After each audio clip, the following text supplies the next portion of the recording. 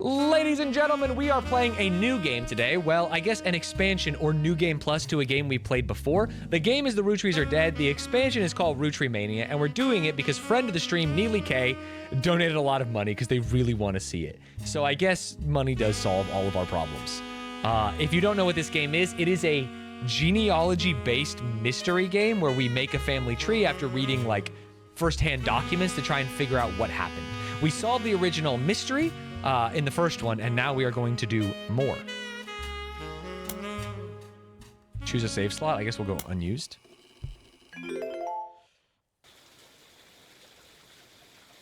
Music a little loud. So true. I can turn it down. Honestly, all volume a little high. Hi, Oh, I'm shit. Clark. Hey, Clark. Probably not who you expected to be knocking, but life's funny sometimes. Clark Roottrie? You've done well staying anonymous. It took us a while to track you down. A lot has happened in the last year. Far too much of it public. But there's stuff going on behind the scenes, too. What? I never wanted to be president. I'm not great with stress. With my mother's deteriorating I'm sorry, I'm rambling. Clark's mom is getting sick. I'm not here for sympathy. I'm here because part of the fallout of Sam's book is that everyone's coming out of the woodwork. Now that it's public knowledge, the Clancy Trust covers any Roottrie despite their history with us. A lot of potential cousins have surfaced. That makes sense. You may have seen that man on the cover of News Time. It was a disaster for us. And then Miracle went and made it all about himself. The long and short of it Miracle is the preacher. lot of potential cousins just showed up. Sam's helping some of them. But she's not really going about it the right way. And she's not taking calls from anyone in the family. I let it slip through a mutual friend that I found you, and I was stopping in. It's manipulative, but I'm hoping she'll reach out to you. You can let her know I'm on her side. Oh, interesting. In the meantime, if you're willing, I can share our files with you. Pass them along to Sam if she reaches out. I'm genuinely hoping she'll realize I'm an ally. Feel free to do your own research. I've been told you enjoy things like this. To each their own. He hates it. All right. We got some new information, some notable events. Start here. Today is August 3rd, 1999. It has been 8 months since you helped Sam Madsen with the research necessary for her book. Sam was true to her word and paid you an incredibly large sum of money. She never mentioned you by name, however, so you managed to keep a low profile. The Roottrees, on the other hand, have not. Below is a summary of notable events since the book's release, though you can refresh your memory in full detail by searching online. 6 pieces. 6 pieces were the name of the Roottrie kids, right? Sam Madsen's book about Elias Roottrie was released in February. It was a bestseller for a few months. At the time, Carl had not yet been replaced. The Roottrie Rift. In March, the Roottrie company stumbled publicly as they attempted to respond to the book's release, with multiple conflicting press releases and a clear lack of leadership. It was the 5 pieces, but you revealed the 6th one. So true. Clark Rafferty Leroux. Clark was announced as the permanent successor to Carl Roottrie and welcomed Sam Madsen to the family officially. The company hired an outside legal group to handle the changes to the Clancy Trust. This included any other new questions of lineage. 5 Ps. What am I, midnight? After the announcement, there was a rash of different people claiming to be Roottries, mostly dismissed as opportunists and scammers. The highest profile of these, by a wide margin, was a rapper named Felix Fellows, who changed his moniker to 5 Ps as a publicity move at the same time. 5 Ps is the only notable person on the updated tree. Roottreemania. In another high-profile misstep, Miracle Roottrie publicly and vehemently denied that 5 Ps was a Roottrie. The Roottrie's legal team then offered to do a DNA test to get 5 Ps to drop his claim, and, in a moment that caught what seemed like the entire world by storm, the test proved he was a Roottrie. Suddenly, the world was obsessed with the Roottries. Alright, so 5 Ps the rapper is a Roottrie and deserves some money. Anonymom and Jane Doe Roottrie. In July, an anonymous woman, who the press began to refer to as Anonymom, appeared in interviews with her face and voice disguised. She claimed that an affair with a Roottrie led to the birth of her daughter, aka Jane Doe Roottrie. If true, this would make her daughter yet another secret Roottrie, and therefore entitled to a share of the Clancy Trust. Nobody knew it at the time, but this would turn out to be the last chapter in the Roottrie saga. As more and more of Anonymom's story came out, people began to notice how much it echoed 5 Ps in nearly every significant way. The court of public opinion began to turn. Confirming the world's suspicions, the DNA test, orchestrated by lawyers on both sides, proved that her daughter was not a Roottrie. This final event caused public disappointment, smugness from doubters, and countless accusations of the entire ordeal being an elaborate hoax or attempt at fraud. Things got a bit ugly, and the fun of Roottreemania seemed to disappear overnight. Now, a month later, it feels like a distant memory. I see.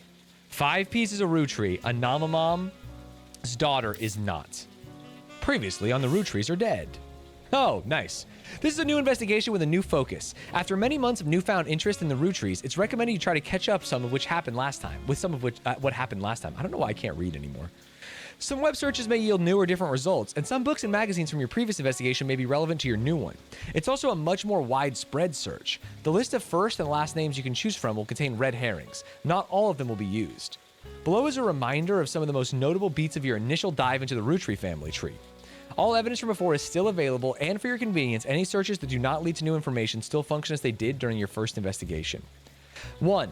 The Roottrie Candy Company was founded by Elias and Gwyneth many years ago. The entire family has a financial reliance on the health of that company. 2. Most of the action took place in or around Butler County, Pennsylvania, where the company was initially located.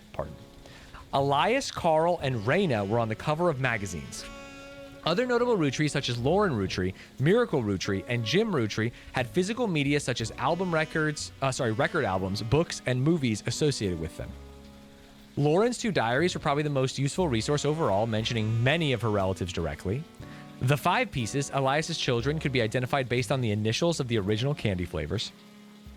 There were 5 presidents of the Roottree Company. Many were featured in periodicals. Stephanie Jones and Brian Jones were featured. Dude, Kai Cenat should play this game, bro. You trying to get better at reading? Kai, I got you. Play this game.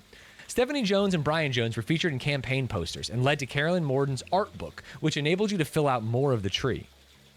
Many of the younger Roottrees were found by following a complex rabbit hole through a conspiracy site that led to finding a searchable web address for Chris Rafferty, Lauren's grandson, Chris Raff 75. November Roottree was really difficult to place. Her occupation could only be found via Brian Jones' company website. She was the dance teacher, maybe? Ronald and his brother Robert Roottree go by Ron and Robbie. Both worked on a TV show called Brother Trouble until Robbie embezzled money and fled to Paris. Ron unsuccessfully tried to have Robbie removed from the Clansed Trust. Sam and her father were cryptically mentioned in a book about historical letters. There were also a few dead ends and red herrings. Aloysius Herring Roottree, who claimed he was a Roottree but was not. Family Man, a book about Elias Roottree, turned out to be propaganda and not useful. Lauren's other historical romance novels, were not very useful on their own, though could lead to other information, and Carolyn Morden's sculptures were not useful. Art doesn't have to be useful, buddy. There's also intuition, which says there's more to find on certain books. Yeah. Notable events and reminders. Trust your intuition. If a piece of evidence seems too good to be true, take a closer look at the people or phrases it mentions. Yes. Okay. And then finally, an unexpected visitor. Do you think I drew this while Carl was standing at the door? Hey, Carl, could you stand there for another minute? I'm sketching. Today, August 3rd. Oh, that's what it was. Carl knocked on the door. President. Yeah, more people come out of the Rootbird. To both of you. To both of you. Wait, sorry.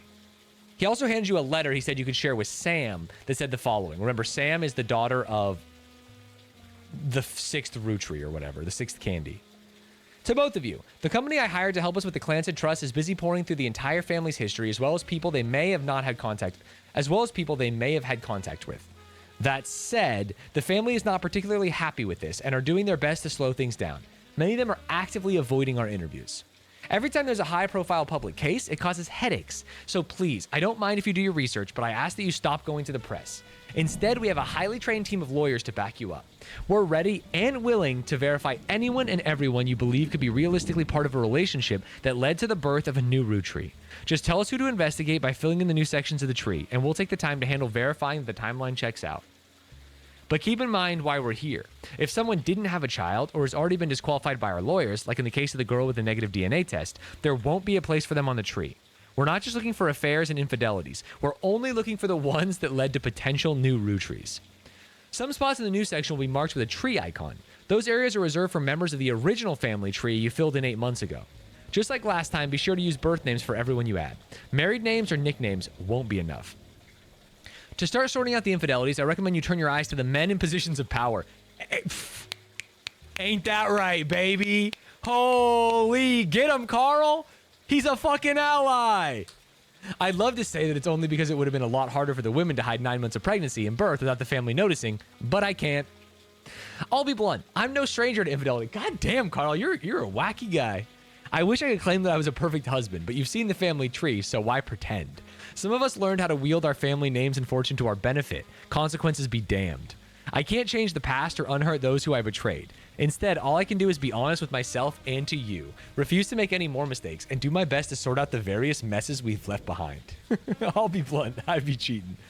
So please fill in the tree, and together we can figure out how to begin to make amends. Good luck. All right, let me check the tree for Clark. That's infidelity. Okay, this is the tree we made last time. And there's Clark Rafferty. He was married to Danielle Franks, and then he was married to Jane LaRue. And they had the band. And then he had Chris Rafferty, who is a student. And then Kim LaRue. Oh, he cheated on Jane with her sister Kim. Did he? Or is Carl just telling me he's a horn dog? I can't remember if he cheated or not. He got caught in bed with the sister. I see. And then they had Jessica Rafferty LaRue and Katrina Rafferty LaRue. Brutal. Damn, Jane got boomed. And then Chris's aunt has become his stepmom. Got it. Dude, this shit was crazy. Filling this in, I forgot how good this game was because it melted my brain by the end of it. I remember, yeah, Stephanie London's husband is black. I remember that she has like a cool band. Candy Roottreemania. Yes. So what I need to do is there's multiple possible infidelity 1, 1921, possible infidelity 2, possible infidelity 3, and family tree update. Okay. That's a lot of infidelity. And then once we fill it out, we can open the top secret, which last time the top secret was there was a 6th piece. 1, 2, 3, 4, 5, 6. And the 6th piece was Sam's dad. Was Edward Clancy Roottreemania. Wait. No. Wait. Yeah. Was Edward Clancy Roottreemania the 6th piece? I can't remember why. Spouse John Miller.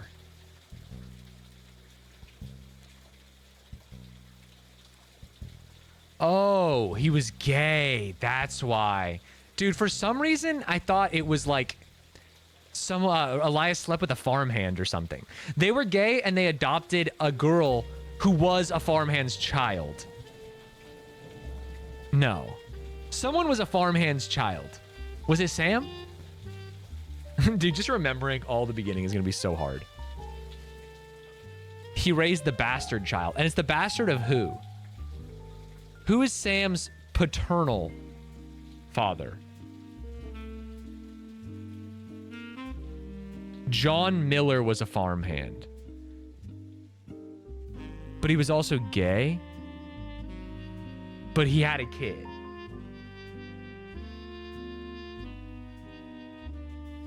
Clancy Edward and Edward Clancy. Elias Jr.? Elias Jr. slept with a farmhand. No. Why do I not remember this? They are adoptive parents, yes. Did Elias sleep with the farmhand? No, I thought it was Elias Sr. It was Elias Jr. And then they adopted... I think Sam was an affair between Elias Jr., so sent to Edward Clancy to be raised. Yes. Yeah, okay. Elias is the dad of Sam, who got adopted by the gays. Yeah. Okay, thank you. That makes perfect sense. Okay, I remember all that. Most of this was all baloney. Like, the guys who went to France and shit, they were not, like, that important. These guys. And Gwen. Yeah. Eli had the baby. EC slept with the farmhand. Gay.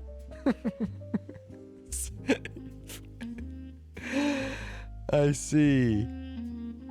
Who's EC? Edward? It wasn't Edward Clancy. Sorry, who's EC?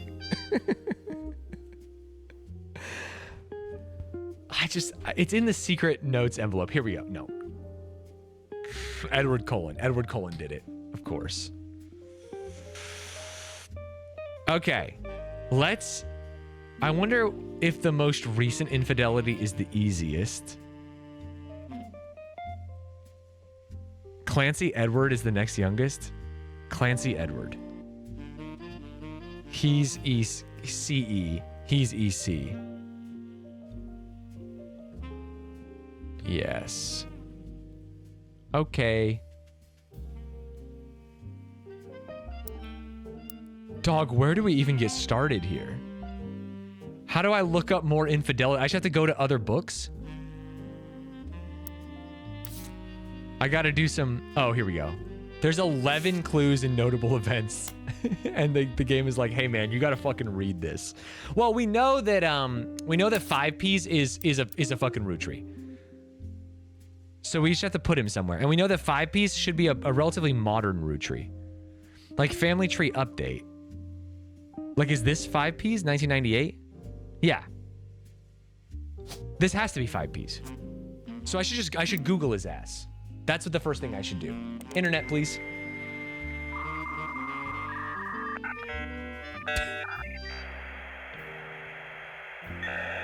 I know you don't have to do this. It's 2026. It's not 1999. Spider search me. 5Ps. 5Ps, aka Felix Fellows, lock that in, is a rapper. Oh, we can also search that afterwards. Is a rapper who's found some recent radio play after being publicly confirmed as a long lost Roottreemania and entitled to part of their fortune. His alias 5Ps is a play on 5 pieces. An article you find on a website known for the particularly harsh reviews of modern music gives his most recent album, Root of All Evil, 1 star out of 7 for whatever reason, with the headline, "More poser than my action figure collection." The review mentions his real name is David. Wait, what? He's not Felix Fellows? And he used to go by Dirty Davy. Dirty Davy. Nestigal. And the author rues the fact that this rebranding was a blatant marketing stunt at the expense of his mother's tragic past. She overdosed when he was 16. Apparently, only one of the songs on the album is new, and the others were simply rewritten to turn blatant references to sex, drugs, and violence into clumsy euphemisms. His rise to prominence was kickstarted when he appeared a few months ago on the cover of News Time holding a photo of his mother, that's what we need, with Guy Hudson. At first, the Roottreemania company denied it vehemently. Miracle Roottreemania even appeared in the same magazine a week later, but since then they backtracked and publicly welcomed him to the family. Their press release at the time stated they had evidence that confirmed the story. Okay, so we go to News Time and we at least find the picture of him and his mother. News Time. No, the periodical is News Time. Is it not a periodical? Am I stupid? Isn't... Hello?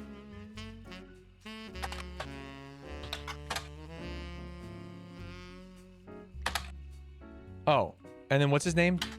Dirty Davy. Felix. Shit. Gotta search it to get periodical? Wait, search what? Search this? Spider search News Time? Oh, and then you can search the periodical. Thank you. All right, 5Ps was on the cover. I didn't understand. Now it's available for periodical search. News Time, and we want... I mean, let's just search Roottreemania. Okay, that's fucked up. Felix. 5Ps. There we go. Printing! Felix Fellows, aka 5Ps, famously appeared on the cover of News Time, kicking off Roottreemania. Then a week later, Miracle... Okay, this feels like I'm doing the right first step. Then a week later, Miracle Roottreemania appeared on the cover of the magazine, an article that focused heavily on 5Ps as well. And Miracle keeps getting involved. A summary of both articles, as well as a close-up of the photo of 5Ps holding on the cover of the issue, have been added to your evidence. Okay, great. Yo! 5Ps. That goes so fucking hard, bro. Thank you for the photo. 5Ps, aka Felix Fellows, appeared on the cover. Yes, the story was dramatic and sensational. Dismissed as fake. DNA test. He says that his mother, Joanna, was Zach Morden's secretary. Okay, well, we figured it out. Joanna. Zach Morden be fucking. Zach Morton's secretary when he retired, and then Guy Hudson's secretary. Oh, never mind. Gulp. It could be either. It could be Zach Morton or Guy Hudson. For only 1 or 2 weeks after that, before she quit, the first few weeks that he was president. His parents divorced when he was 4, after his father learned of the affair. Felix and his mother then moved to Portland because she was afraid for her and her son's life. No. He grew up with her until he was 16, but one day his mother never came home from the movie rental store where she worked the register. The next morning, they found her dead from an overdose in her car. She had stolen all the cash from her drawer and spent it on heroin. Oh my God. As Felix went through her belongings, the only thing he had to remember her by were a hairbrush she always used, some photos, and a stuffed animal from her childhood. But then he found it. A box hidden in the back of her closet. Inside were love letters and photos related to Guy Hudson, as well as a letter from his father containing threats. He threw it all away, with the exception of the one photo he appears with on the cover of Newstime. He says it was the only one where they were dressed. Ha-cha-cha! The only one not from the affair itself. The picture is shown in full inside the magazine and was added to your evidence. I mean, we're for sure meant to think that it's Guy Hudson. The rapper 5 Piece on the cover. Yeah, he claims that Joanna and Guy Hudson also in the photo were having an affair that led to his birth. But it could very easily be the other guy. We also have Miracle. Charlatans and Thieves. Miracle Roottreemania fires back. Miracle Roottreemania appeared on the cover of Newstime shortly after 5 Piece did. He denied that 5 Piece was a Roottreemania. Miracle doesn't focus much on the details of 5 Piece's accusation regarding his mother and Guy Hudson. Instead, he comes across as exhausted at the events that have been going on behind the scenes, as well as the character of those he feels are attacking his family. He starts with 6 Piece's content. He says that although most of the book was based in fact, it left out anything that wouldn't fit the agenda. He points out Sam's daughter still earns a generous salary for overseeing the farm division of Roottreemania, and that Sam did the same before her. That Sam's family was not destitute, and that really it was only her son who chose to take a job with no salary. He claims that though they didn't have to, the family helped pay for her son's medical bills after voting that it was the right thing to do. Saying that like we didn't have to, well, how did he vote? But we voted. You might have been forced to do this by other people in the family that are good people. Miracle also says that the story about his father, Elias, shunning EC was one-sided, leaving out Edward Clancy's blame in the whole thing. Hello? Elias gave him a simple ultimatum: stop sinning or be disowned. Miracle says it was EC's own choice. Okay, that's sad. And that Elias allowing him to earn food and shelter on the company's dime was a kindness, especially considering that he and John continue to live together. Miracle then pivots to the fallout from 6 Pieces. He recounts a deluge of claims to the Clancy trust that the family has been subjected to. He doesn't say any specifics, but says that every time someone comes forward, the family devolves to arguments. They've had to hire an outside legal team to help, but so far every case has been demonstrably, laughably false. All they do is tarnish his family's reputation. He focuses on 5 Piece, who appeared on Newstime before him. He calls him a grifter and a delinquent and says he's using their name and products to sell filth to the masses. Of all the accusations, he says this is the most dangerous because it exposes the world to hatred. He cites 5 Piece's lyrics as violent, sexist, and ungodly, and prays the boy will repent, retract his lies, and find religion. Lastly, he turns to the future. Miracle states that those who wish to hear the true story can join him on his farewell tour this upcoming fall. That's huge. The Miracles Roottreemania are planning on touring the Miracles Roottreemania, because there's 2 of them. His son is also Miracle or something. Are planning on touring the country's churches one last time. And that now at age 71, Miracle is the oldest living Roottreemania. While he plans to continue preaching at his own church in Butler County after the tour, this is your last chance to hear the truth from the man with the most complete recollection of one of America's most notable families in your own hometown. The article mentions that Miracle's son, Miracle Jr., did not wish to comment, and has a statement from Clark Rafferty LaRoe, through the Roottreemania's law firm. Miracle does not speak for his entire family. We're working carefully on a plan to definitively disprove any claims of infidelity in our family's past. The article also does not refute Miracle's claim that he's the oldest living Roottreemania, despite Sam Madsen being born the year before him. It was unclear if Miracle made the claim out of ignorance or spite. Whoa. There's some intuition in here. I think there's a couple things we need to do. I think we should look up the lyrics of 5 Pieces songs. I think we should check out this guy's tour. So I think we should we should spider search Miracle Roottreemania. Miracle's going on a new tour of the United States in 1999. The previous flyer for 3 generations of Miracles has been replaced. Be a part of history. The oldest living Roottreemania reprises and retells his incredible true story. Miracle Roottreee grew up as one of the most famous five pieces, living a life of wealth and luxury. But fortune was nothing compared to the powerful force of the Almighty. Doctors determined he was destined to die young, but fate had different plans. He's lived a long and fruitful life. However, he's now in his 70s and his age is beginning to make life on the road more difficult, so consider this your last chance to see him. I see. In this intimate evening, Miracle will reminisce about his famous history. He'll discuss his family's saints and sinners, and provide a unique perspective on one of the most notable families in the United States today. Learn what originally drove him from his fortune and into the arms of religion, and learn how his life has become more wealthy in spirit than it could ever have been from his inheritance. The site also lists the churches he'll be appearing in and mentions that tickets can be purchased in their local services. Notably absent are any mentions about Miracle's news appearances. Interesting. That wasn't helpful. 3 generations of miracles. I think we quick search and see a new poster. It won't give me a new poster? I'll say it. I don't think this guy's a good Christian. Okay. Let's go back to Felix Fellows. Let's look up Root of All Evil, and maybe we can blast it anyway. Root of All Evil is his debut album. It's mostly material that Five Piece recorded for his mixtapes before it became notable, but re-recorded with lyrical differences. All Your Problems was the first and only single released. After dropping the single, Five Piece announced he'd retained the infamous celebrity lawyer Stevie Whitlock to sue his family. To date, it doesn't seem like he's followed through. At first, the single didn't make much of a splash, but Whitlock, known for publicity stunts, paid thousands of teenagers a few dollars an hour to call and request the video on MTV, which increased its profile. MTV eventually caught on and banned the video altogether, which in turn received national news coverage and made the song even more popular. Give me Stevie Whitlock. A lawyer with a history of publicity stunts and grandstanding. She's managed to rack up quite a few legal victories for C-list celebrities. She was famous in the 80s after successfully suing a multinational sandwich company whose 12-inch subs were actually an average of 11.5 inches long. I would never lie about length. Stevie argued that since the company sold 1 billion sandwiches per year, that was enough missing sandwich to make a sub long enough to span from New York to Los Angeles. The jury awarded her a paltry $5,000, but the news coverage of her crusade turned out to be priceless. That's it. Okay, we go back one. Let's check out All Your Problems. Nice. Let's listen to it. The track is the only song on the album. The subject matter of the song is the hypocrisy of those that claim money is evil. He points out that only people who think money is evil are those who have it, those who can afford not to be greedy. In the song, Five Piece triumphantly talks about taking the Roottree's wealth due to it being his birthright and giving it to those who need it most.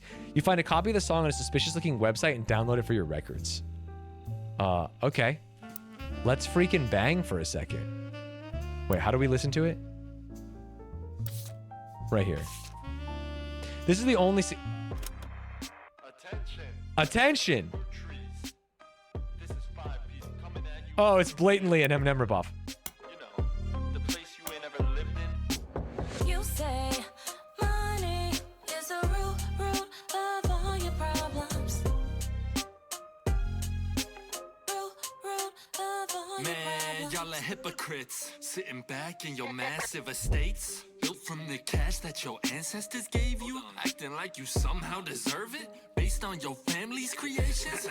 Yo. But looky here, sonny, don't you come for our money, or you might burn bright in hellfire someday, like that Madsen chick. And her two dads. My pappy's cleansing trust should keep you away. Yo, it's disturbing. Catching So that's- he's talking about Midnight. Geezer who's never known hurt, but blurts out these claims that somehow we're sinners. What if 'cause we didn't earn it. Midnight, what's his When name? all of your worth it came free with your name. What if You he's the dad? expect me 'Cause to he's treat getting your involved. lectures on greed as some expert creed from he without blame. But instead, I turn my other cheeks and spread them. When you give me a kiss, you'll know just where to aim. You say money Okay. is the root of Someone all get your Yusong on a parody of problems. this. Let me We've got work to do. take those problems away. Whoever calls dollars the root of all evil, just trying to make small pursuits of real people. You silver spoon feeds, you're the world's purest treacle, while real world folks burning spoons for the needle. Fuck, So once dude. more with passion, tell this poor tragic orphan how your mansions and Porsches are actually horrible. How I'm better off penniless, grasping for morsels. How wanting my share, That's actually extortion. With your candy ass name, synonymous with sweets. Oh, you wanna call me classless? I'm gangster from Portland, but I play that game. I came up on the streets. The only streets you reppin' are Park Place and Boardwalk.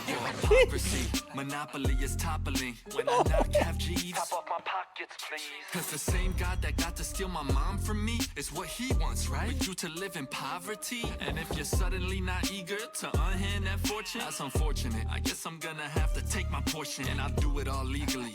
Class action, courtrooms, decorum. I'm way past your fancy ass dormant. You say money is a root of all your Damn, it problems. feels Okay, that's it. Interesting. 25 months with my streamer. Jay Coco, thank you. You say Okay. money is a root of all your problems. Let Can't me flip that. take those problems away. I'm thinking You say we know his mom's name. money is a root of all your problems. We should also look up Take those problems away. David. David what? What was his dad's name? Or is his adopted dad name? I guess we look up Dirt A Davy.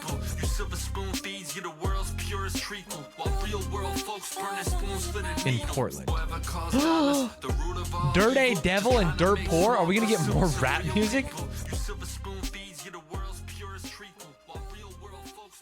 There's discrepancies and debates about what year exactly it was released based on some of the pop culture references, with the ranges thought to be somewhere between 92 and 94. One of the songs, Yes I Can Jump, seems to be at the center of the confusion. Some fan sites claim there are multiple versions with different track lists and song links on them, though because there's very little evidence of the mixtape online as it is, it's hard to verify this information. Okay. What about Dirt Poor? There's a lot of online discourse from people who like to point out that in one of the songs, Felix Fellows includes someone that would be revealed to be his own distant cousin, Raina, in a list of attractive women. Oh, that's tough. Nothing like a little cousin love. The lyrics to one of the songs, Heat, mentions a few different prominent female actresses, models, and musicians from the 90s, and provides a crude pun or line about what Fellows felt about them. When released in 99, much of the rhetoric was toned down to be less overtly profane, and the line referencing Raina was clumsily replaced by Dana, a reference to a character from the X-Files. Interesting. Let's check out the song Heat. Okay, just kidding. He thought Raina was hot. Dirt A Davy. Uh-huh. I need to go back to that news time. Sorry. Summary of both articles. I just need to put his mom on this list. Helb. Here it is. His mother, Joanna. Joanna what? Was Zach Morden's secretary and Guy Hudson's secretary.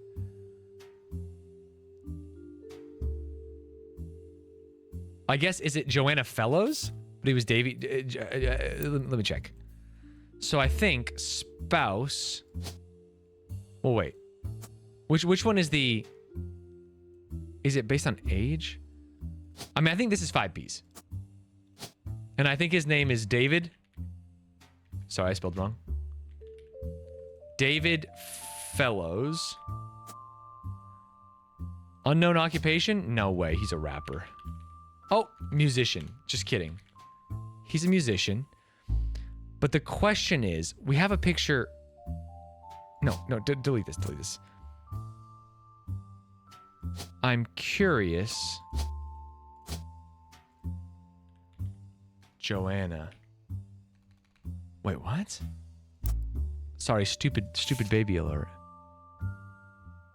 Joanna. Yeah, I mean that would have been a big bink. JOA. What?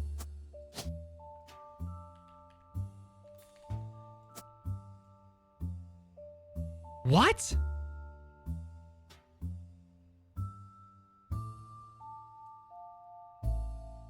$1998. Has to be him. He has to be there. Is his mom's name not Joanna? Do you have to search her name to populate, like in Spider Search? Maybe. But I need to find her last name. Let me search Joanna Fellows then. Married name. But I guess they're not married. This would be the dead. So this is Joanna Fellows. For sure. Because married doesn't necessarily mean Zach.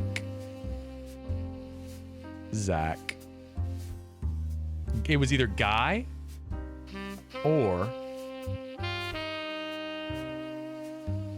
Who the fuck is Zach?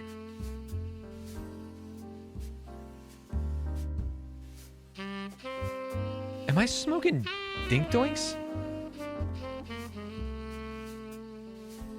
Oh, this person is also on the original tree. Okay, well then take it off. Is Joanna up here? No. Then that means this can't be him. Oh, he might be down here. Yeah, he's also the child of infidelity. I put him in the wrong place. I'm a fool. I put him in the wrong place. I'm a fool. I was assuming it was in Family Tree Update 19... What? Wait, this person's fucking everywhere. 1, 2, 3, 4. This person had 5 affairs?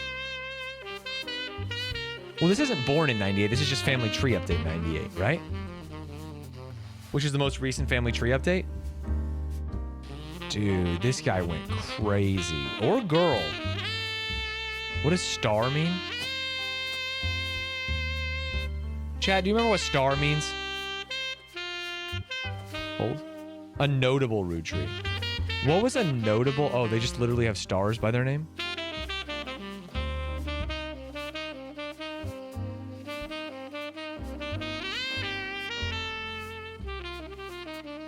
Five Ps is notable?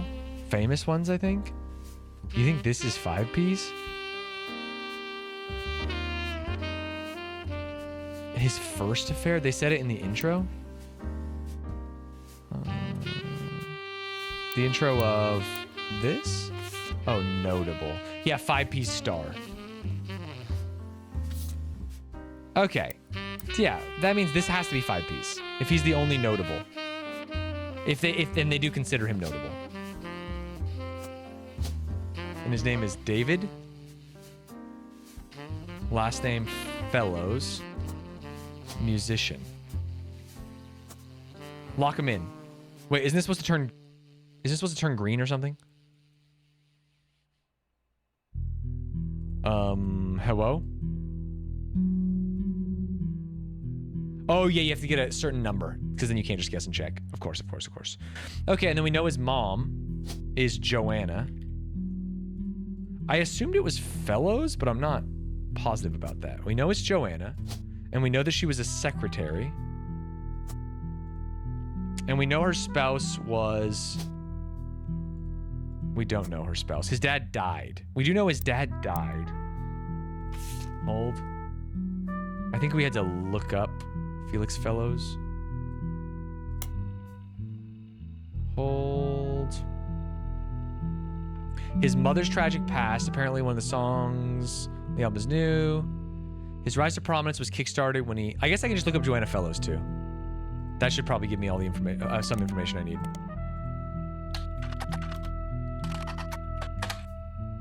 She's not a Fellows. Oh, fuck.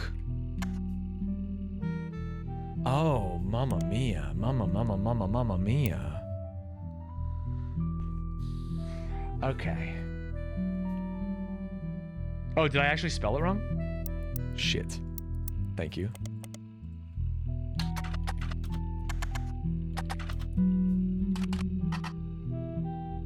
Fellow... Oh, yes? That didn't matter. It's just 5 Ps. David. Go back to David Fellows. Portland.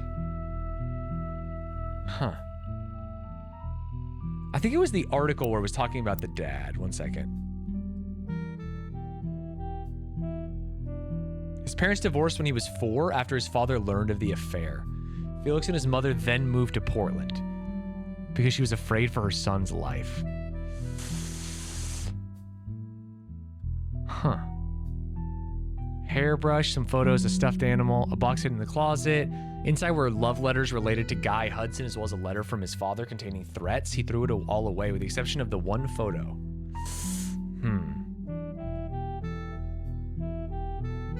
Joanna did work for the Roottreemania company as a secretary sometime during the early to mid 70s. What if I find... Like, didn't I have a bunch of information on... Like, we should just look up Guy Hudson. For sure. Yeah. Rose to prominence again after 5 years appeared on the cover, holding up a photo of Guy and his mother. A few people that existed adjacent to the company in the 70s have come forward with stories about debauchery and swinger parties. Guy liked to throw large holiday parties whenever he had an excuse, and they often got very out of hand. This fact has led some... Well, that means that anyone could be the father. Am I crazy here? This fact has led some people to speculate that the night he died in a car crash, he was drunk or impaired in some way. But the Butler County Police have released multiple statements and ample evidence that proves decisively it was not foul play. Uh-huh. Except for the Fancy Flavors debacle. What was Fancy Flavors again? Hold. Fancy Flavors does nothing. Okay, cool. Cool.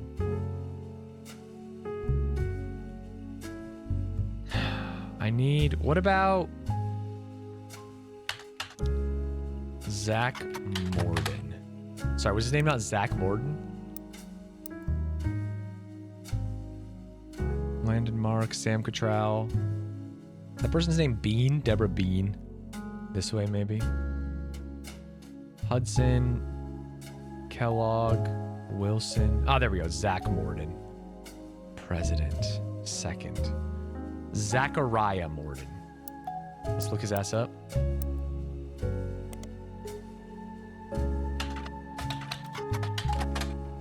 What? Hello? Hello? I wonder how much of a nerf it is to have so much time between the first one and this. A lot. Am I spelling Zachariah wrong?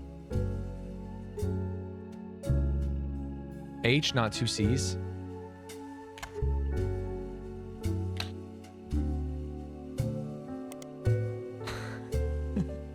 Can I just copy paste? 1 C. No H there at all. Oh, fuck me.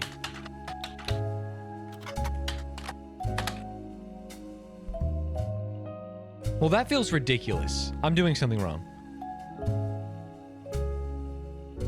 There's nothing on the internet about him, though? I mean, I can do a periodical search.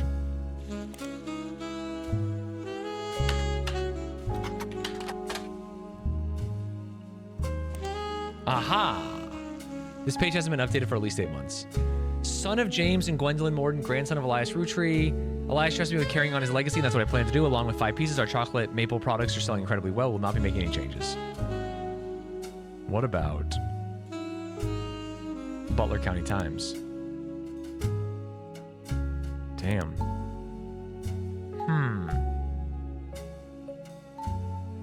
What if I look up Guy Hudson here? Twin sister. Yeah, they were in advertisements. Who would know one of those adorable redheads? Guy's uncle, current president, has decided to take an early retirement to focus on traveling the world with his wife. Zach was quoted as saying, "Now that our daughters have started families of their own, Claire and I plan to reflect on a life well lived. Guy is new to the business world, but he's family. We at Rootree have faith in his innovative ideas, and he's eager to share them with the world." How do I find out his secretary? Interesting. Here we go. They died in a car accident. Surprisingly light on relevant details. Someone swerved into the car. They were in that picture. They were at like a party. Maybe I can look that up. Rootree family picnic. Let's search that.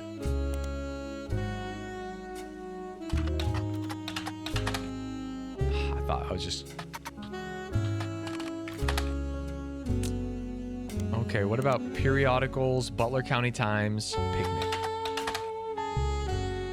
Okay. They might have got my ass then.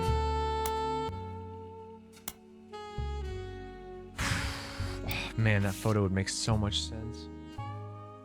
Rootree family picnic. That's Guy drinking a bud.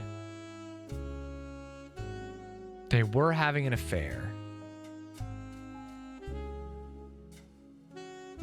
Company picnic.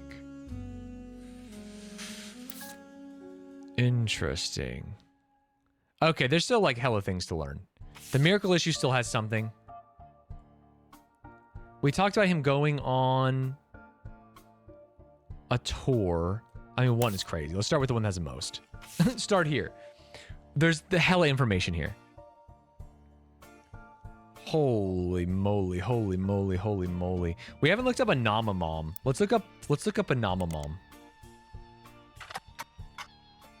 Anamamom. Am I spelling that wrong? Anon. Yeah, I am spelling that wrong. Anonymom was the second high-profile case after Felix Fellows of a potential new Roottreee being added to the Clansid Trust. Instead of claiming herself a Roottreee, however, she claimed she'd slept with Guy Hudson and that her daughter was a Roottreee. The accusation came during the height of Roottreemania and began with a brief TV interview. She appeared in the shadows with a disguised voice and promoted an article about herself in News Time. In the TV interview and the article, she referred to her daughter as Jane Doe Roottreee. The name Anonymom was not self-inflicted. It seemed to spring up organically because no one knew how to refer to her. Of course. The day after the News Time article, Sam Madsen publicly supported Anamamom due to some parts of the story she found particularly credible. With the momentum from Sam's endorsement, Anamamom went on a media blitz. Ultimately, this backfired. As more details came out, people became skeptical of her story due to the extreme similarity to Five Pieces. Her accusation even included many of the same details as his mother's story. Do you think... I mean, well, if they're both going to the same sex party with him. This included her job, secretary, and the time period late 70s. Okay, so a second secretary. After fumbling with the five-piece story so publicly, the Roottrees were more prepared to handle all Clansid Trust-related cases. Within a week, a DNA test proved that Anonymom's daughter could not be related to the Roottrees. This was announced at a joint press conference with lawyers representing both Anonymom and the Roottrees. Each party ensured their respective clients provided accurate samples. Immediately after the negative results were released, many of those who had already been skeptical felt vindicated. Others who had built up hope that the story would repeat itself after Five Piece felt duped. Many people suspected the whole affair had been a hoax to gain fame and money. Many demanded that Anonymom be held accountable, and some people even began to attempt to track down her true identity. The Roottrie Company felt pressured to put out a second statement to try and curb some of the backlash, even going so far as to say, though it was scientifically proven that Jane Doe Roottrie is not a Roottrie, this doesn't mean that her mother and Guy Hudson were not involved in an affair. She had every right to make her claim as it has been verified that her stories about Guy Hudson were not exaggerations. Please leave their family alone. Many people claim that high-profile anticlimax and public backlash was the beginning of the end for Roottreemania, since much of the fun was the shared fascination about secret Roottrees. Others think that, like any fad, it just ran its course naturally. Regardless, this was the final notable event related to the release of 6 pieces, and things soon went back to normal. Jane Doe Roottrie has already been eliminated as a potential new Roottrie by the company's lawyers, who are the ones verifying your work. Anamamom's affair does not appear on your tree. So Anamamom was a secretary in the 70s when either Zach or Guy was president. He had no kids. Okay, I'm starting to think that Guy Hudson I'm starting to think that Guy Hudson was really fucking. Can I say that? Can I say that, man? And we know that this is a Joanna secretary. So these had an affair with someone, so someone's kids might be Roottrees. Oh my god. Possible infidelity 1, 1921? Well, 1921 pretty much has to be Elias, right? Am I crazy? When were these people's birthdays? It doesn't say their birthdays on here. Could it be Elias Jr.? Let me find his birthday. Let me just search it. Elias Jr.'s name is listed on a website about historical buildings in Butler County. He's listed alongside an old residence, the Hunchetop House. What? They come up empty. Okay, that's because we have to go to public library. Library. Not author, though. Oh, no. We had already searched so many books before. Ah, shit. Shit. Elias Jr. Okay, that's not happening. I can't remember the library books we found. I just want to know his birthday. That's all I was trying to figure out. But if he founded the company in 1900, let's look up Elias Roottreee Sr.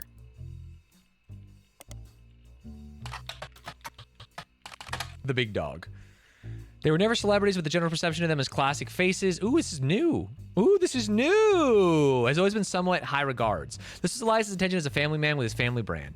Since Six Pieces, the candy company has placed much less of an emphasis on Elias as a historical brand-connected figure. But there have also been those who have argued that it was his right to decide how to split his inheritance and that he did nothing wrong. This has led to some heated television exchanges and countless op-eds. The first Anderson Maple Farm only used to be a popular tourist attraction during the summer months when it had special tours. However, it has since seen an explosion of off-season business as some religious and political groups decided to visit to show support for Elias and Gwyneth's traditional values and financial rights. Yikes. This rise in support was in turn followed by pickets from gay rights activists when some particularly inflammatory organizations made their pilgrimages. Amongst all this conflict, the farm has since shut down, seemingly indefinitely. The website says, check back later, but has no date listed. The quotes from Bess Williamson's book appear to have been taken down. Okay, let's look up the farm. Let's just look up Anderson Maple Farm, I guess. Same thing. Okay. Never mind. Never mind. Who is Bess Williamson and what was her book? Bess Williams. She lived just outside of Miami. She died in a hurricane? What the fuck? She had a minor history with the Roottrees. Her only notable book, Family Man, is widely considered blatant propaganda about Elias Roottreee. Maybe he was fucking her. It's all been forgotten until recently when it was released during the height of Roottreemania. There's a site dedicated to hurricane statistics that also mentions Bess Williams. The Bocadoro Library, not far from where she lived, was partially destroyed in the hurricane. When they rebuilt, they named the nonfiction section after her. The library was expanded again in 1950 and then closed in 1963 when multiple larger libraries opened in the surrounding area. Do you think the Roottreee made a donation or something? Holy. Let's look up Family Man by Bess Williams.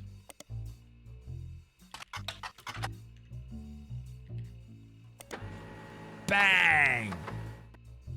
Bang! Bang! The dictionary defines propaganda as information, especially of a biased or misleading nature, used to promote or publicize a particular political cause or point of view. But if they were to replace that definition with a picture, it would be a picture of this book. The book tells you nothing new about Elias, and from what you know of his true feelings towards some of the extended family, you're not sure it tells you anything true about Elias either. The reissue of this book was so lazy that they reused the famous photo of Elias from Business Watch, whose copyright had expired. The best thing it has going for it is that it's only 85 pages long. Okay, there's some juice in here. Huh. There's some juice in here and it's so short.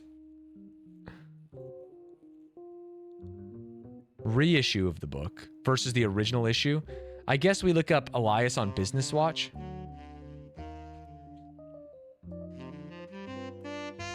Didn't we already do that?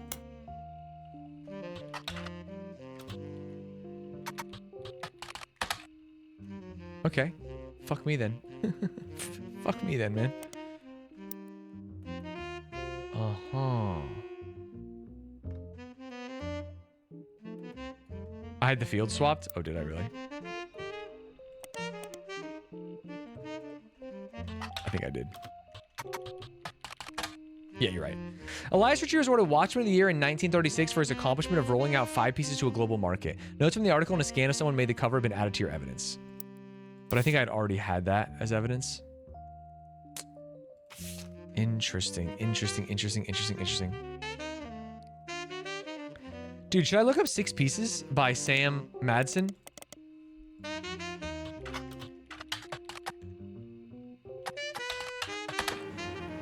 Of course we should have done that. Sam Madsen's book was released earlier this year and details the truth about Elias Roottreee as well as Sam's fathers, Edward Clancy Roottreee and John Miller. You help verify her story. So much of the book's core contents are familiar to you. That said, Sam had some sections on other family secrets and rumors. Much of it didn't matter to the primary purpose of the book, and some of it is new to you and may be important to your new search. Fucking finally. I can't click his face. Unwrapping America's Sweetest Family. Sam's book has a few different passages about her own history with the company and the rumors and gossip she collected during that tenure. She ran the farm for a period starting around 1968, after the death of Elias Roottreee, until her daughter Gwyneth took over in 1984. Most of the relevant rumors coincide with the reign of Guy Hudson, who took over as president in 1978. Sam was very much not a fan of Guy, and according to Sam, maybe she fucking crashed into his car.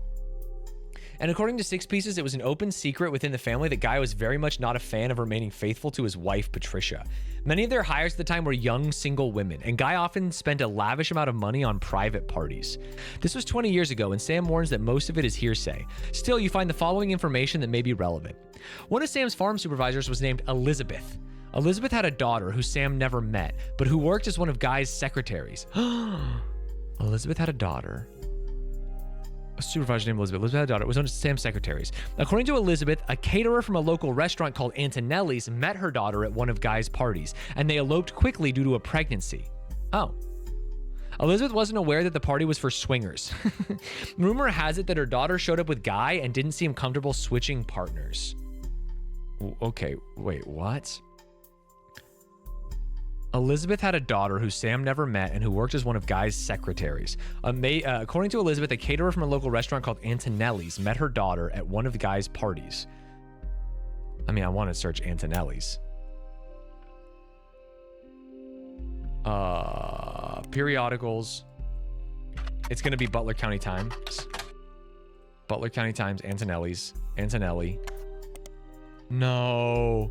No! Hello? Oh, did I spell it wrong? I've spelled everything wrong. I have.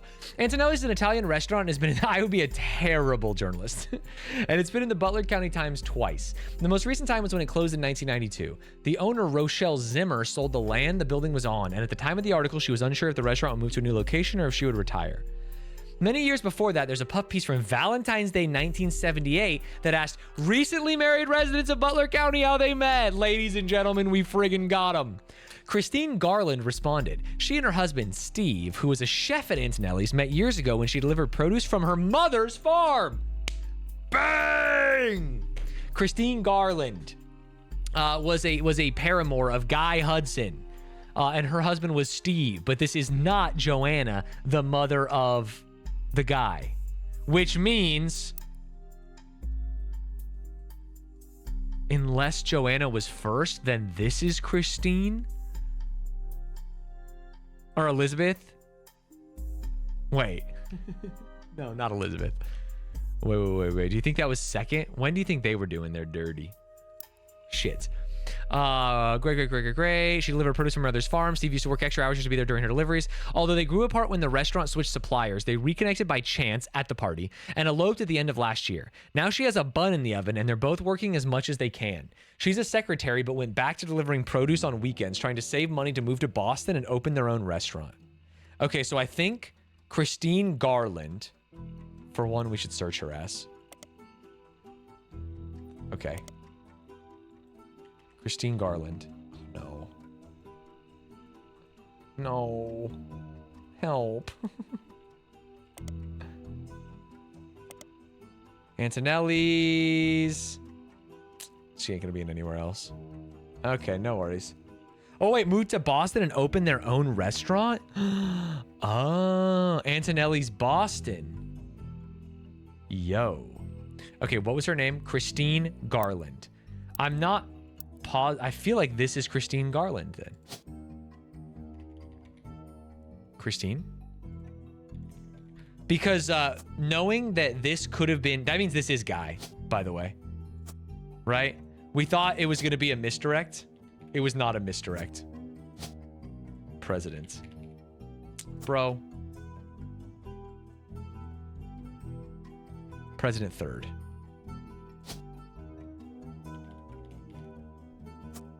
Lock it in. 1, 2. Christine Garland, secretary. I need to get a picture of her somehow. And her husband was Steve.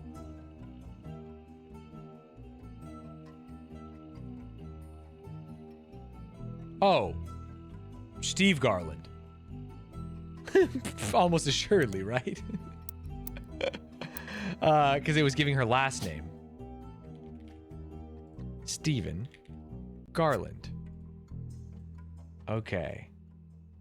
Christine went to the sex party. How do I get a picture of her? How do I get a picture of her? And her daughter Christine is the daughter of Elizabeth, who was a farmhand. She was a secretary. They left and they went to Boston. I feel like I need to search like Antonelli's Boston. Like imagine if they did it. Steve's place. What was her name? Not Bess Williams, bro. Stephen Garland. Let me search Stephen Garland. Damn. Damn. Okay. Stephen Garland. Butler. No.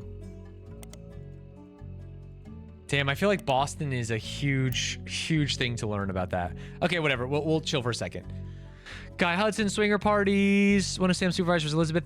Guy's main positive contribution to the company involved expanding to markets previously untapped. This guy loved to tap things, if you know what I mean. However, when he went on trips overseas, they were often for weeks at a time, and Guy was known for spending more time and money on unofficial business than meetings with distributors and manufacturers. It was said that he bribed at least one politician to open a factory in Brazil. There is also a section where Sam speculates that Elias may have cheated on Gwyneth. Gwyneth was always much kinder to Sam than Elias was, and was the first to invite Sam to family events. While she has no hard evidence, Sam always got the impression that Gwyneth was able to coerce Elias into allowing Sam back into the family using some kind of leverage, instead of it being a natural course of events. That's great for the leftmost one. She mentioned that Elias and Gwyneth were known to loudly argue, sometimes about another woman. Okay, well, it's obvious then. Sam, who says her son Ernie once asked her, "Who's Beth?" because he overheard them yelling about someone with that name. As far as Sam knows, Elias once had a secretary named Elizabeth, a different Elizabeth from the supervisor from the farm. Oh shit, but she never met her. Okay, well let's lock some infidelity in, baby. Give me Elias Sr., please. Bang. Elias Roottreemania. Occupation, president first. Let's say unknown name, Elizabeth. They just be fucking secretaries around here, huh? Call me Maggie Gyllenhaal. Okay, great. Infidelity. Damn, that is a long train. Okay, great. Possible infidelity 2. This is probably one of the 5 pieces then. Infidelity 3. So this could be Zach, mayhaps. If this is Guy, infidelity at the latest. She was a mechanic. Is there something feels miracle pilled? I don't know. Wait, 2 Roottrees got married? Oh, it's a family tree update. This is not infidelity. This is just 2 people getting married. In 1998. Check the Butler County Times for weddings. Whoops. Periodicals, Butler County Times, wedding, marriage. Okay, fuck me then. They don't like that. They don't like that. Let's finish the article that we were on. Oh, we already got that one. There's still a lot more information though. Elias cheated with a secretary named Elizabeth. Interesting. Antonelli's. I feel like we need to know. Also, Brazil. Factory in Brazil, huh? You can't just search Brazil. Expanding. Interesting. He bribed at least one politician to open a factory in Brazil. I mean, I think we need to go Business Watch. Brazil. Roottree's expansion. Factory. Candy factory. Oh, no. Shit.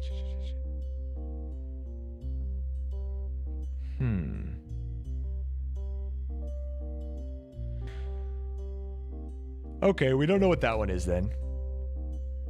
One of Sam's farm supervisors was named Elizabeth. Different Elizabeth. Elizabeth had a daughter who Sam never met. Worked one of Guy's secretaries. According to Elizabeth, the caterer from the local restaurant Antonelli's met her daughter at one of Guy's parties, and they eloped quickly. Yeah, no, we got that. We feel very good about Christine Garland. How do I get more information on Christine Garland? Is the real thing. They just don't fuck with me.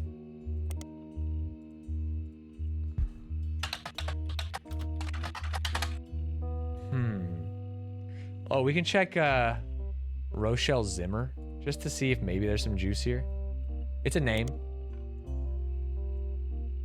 It's gonna, if we do Rochelle Zimmer in the Butler County Times, it's gonna be this exact article probably. Oh, Rochelle and her husband Mark Zimmer have a few mentions in the Butler County Times. Both were local business owners. Rochelle owned Antonelli's, an Italian restaurant, and Mark owns a local bookstore called Bookmarks. Very cute. Both closed in 92. Mark was also mentioned once in the Butler County Times when he was sued by Steve Garland. Let's go. We got there. Mark Zimmer in the Butler County Times. Wait, he was sued. Butler County Times when he was sued by Steve Garland. Well, show me that. Ah. Whoa. The second is from months later in September of 1978, a listing for his weekend cooking class, Gourmet for the Groovy.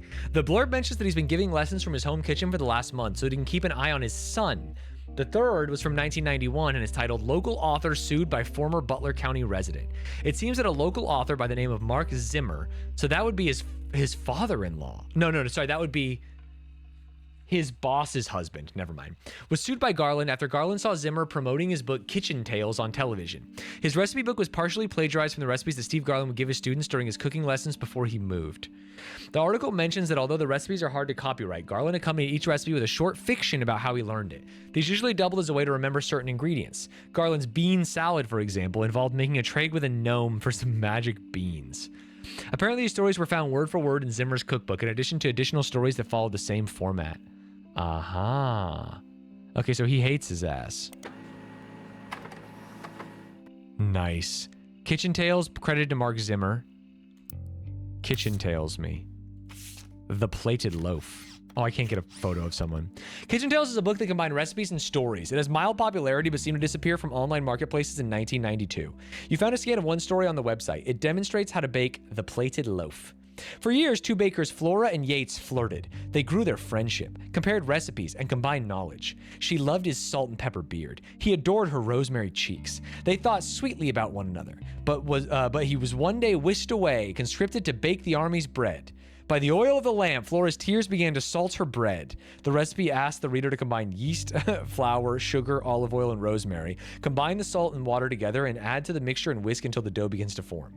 It was 10 to 12 years later that they met again, seemingly by fate. Flora's unique dough had earned her a position as the king's personal baker.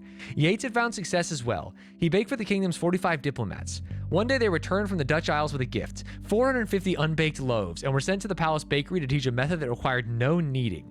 Allow the dough to proof for 10 to 12 hours, then spread it out and let it sit for 45 minutes on a floured baking sheet with no kneading. Next, prepare a Dutch oven preheated to 450 degrees. Upon seeing Yates, Flora was delighted and distraught. She felt as if she was torn in two. She had not been made aware of the gift and had already prepared buns for the palace ovens. She wished to greet Yates warmly, but was struck by fears that he'd be unable to bake with her, that she'd face retribution for being unprepared. She cried to Yates, adding more salt to her dough. Cut the dough into 2 equal pieces and lightly sprinkle salt across the top of one of them.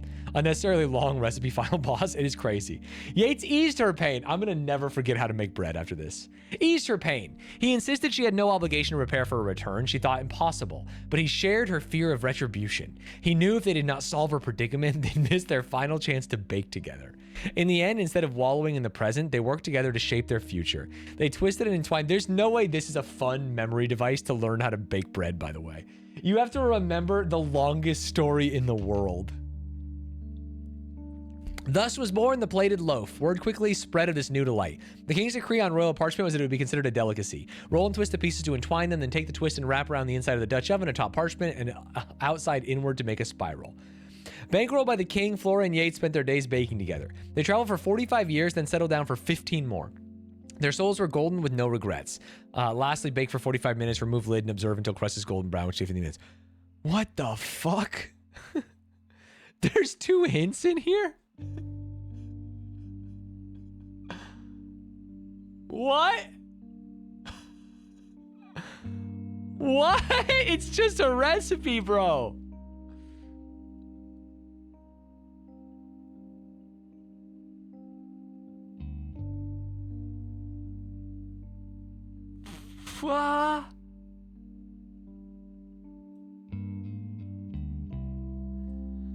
I mean, I have no idea. Maybe it's like children's name and they used the story or something. These people have a much different idea of a Dutch oven than me, I'm assuming. A Dutch oven is like a cast iron pot with a lid that you can put coals under and on top of. It's a really fun way to cook. I used to make pizzas and cobblers in Dutch ovens. I have legitimately no fucking clue what they're trying to tell me with the plated loaf. Legitimately no clue. But I did sue him. Oh, we never finished this.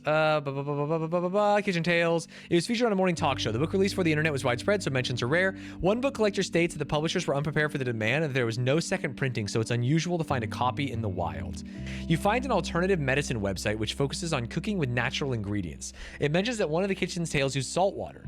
The owner of the site has included a scan of the recipe, which is added to your evidence. She says if you switch out the salt water in the recipe for a mix of 2/3 spring water and 1/3 filtered seawater, it tastes great. Wait, who's she?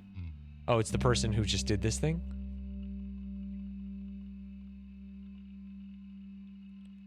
Okay, Kitchen Tales was absolutely not what I needed.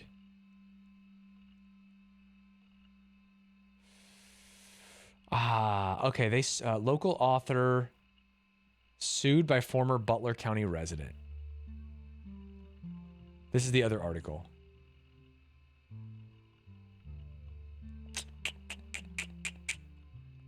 Okay. Interesting. He met his wife, Christine. His name is Steve Garland. He made a cookbook. Okay, let's look up Gourmet for the Groovy really quick. Butler County Times, probably. Yes. Steve Garland's mentioned a couple articles. Oh, no. It's the same. God damn it. Okay. Gourmet for the Groovy doesn't help me.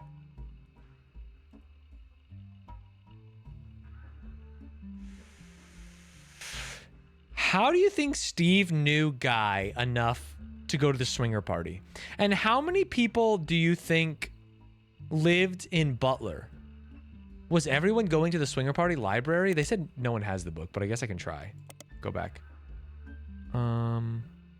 Steve. Kitchen Tales. Sorry. Mark Zimmer. I thought Steve. Kitchen Tales. Dragon Tales. Oh, re-released as Garnishing the Truth. A recipe book that contains stories. Okay. What? Why would you do this to me? Why would you do this to me? Garnishing the Truth is a cookbook credited to Garland and Zimmer. Wait, what? It was released in 1994. It was actually quite successful after the duo appeared to promote it on a talk show. They sued each other and then they partnered. The recipes are accompanied by stories to help the reader remember ingredients. The review says that it seems perfect for learning to cook with the entire family. What?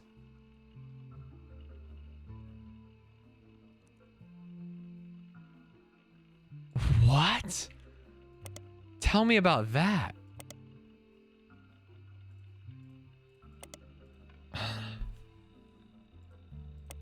Okay. Okay. I learned so much about Steve Garland. Are these saying that one of the kids could be guys? I don't know. Okay, we have Elias over here. Possible infidelity there. We know Guy here. We know that this is a secretary named Joanna. And her husband, and she moved to Portland. I need to learn more about Portland. I need to learn more about heroin. I need to learn more about her husband. Do we remember her husband's name? Let's do a quick David Fellows again. Hello? I spelled Fellows wrong.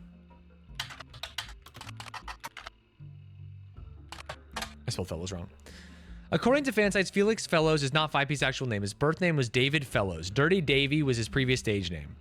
He used to perform live shows in Portland under that name. There's also some people selling his old mixtapes, Dirty Devil and Dirt Poor. Dirty Davy, I need to know about you, bro. How do I find his dad's name? Also, he wanted to fuck his cousin. Yes, I can jump. Go, white boy. Yes, I Can Jump is a song that was on 5-piece mixtape Dirt A Devil. It seems to be the only song that didn't make it to his studio album that people thought should have. In it, he references a popular movie from 1992 called White Men Can't Jump. The reference has caused some confusion amongst the fan base. Because of it, it's agreed upon the mixtape had to come out in 1992 at the earliest. But others point out that Fellows references seeing the movie on his 17th birthday. That would have been in 1994. Huh? Some take this to mean that the album had to have been released in 1994 at the earliest. Others claim that it was likely he was trying to make himself sound older, since in response to some of the more questionable lyrics, he has stated multiple times that he was just a dumb kid when it released. Whoa, what's up, ooh, jellyfish? I hope you brought your brain. Current objective is to fill out the family tree is so funny because that's the entire game, by the way. Okay, so there's some discrepancy about his age. He said he saw it on his 17th birthday. But he saw it on his 15th birthday, or he was born 2 years earlier. Secret baby. What are we meant to think there? I think that I have to go to the bathroom. That's what I think. BRB, running an ad. Subscribe if you don't want to see the ad, if you want to support the content. If you don't want to see an ad and you don't want to use your Prime, you could also go check out the stream on YouTube, which should not have an ad right now. BRB. Oh.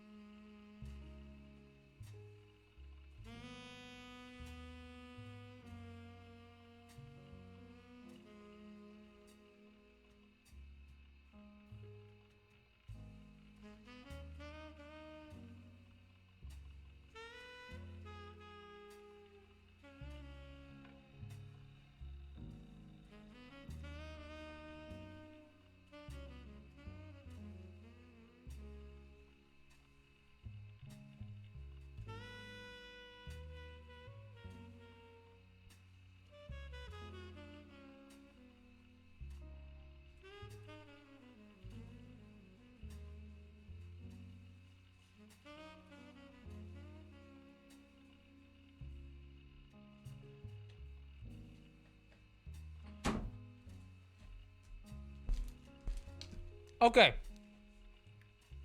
I feel much better. All we have to do is figure out how to learn more about these Guy Hudson sex parties. And then it's freaking over. What does it mean that he lied about either his age,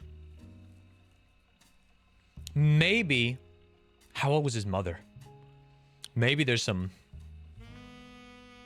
malfeasance going on.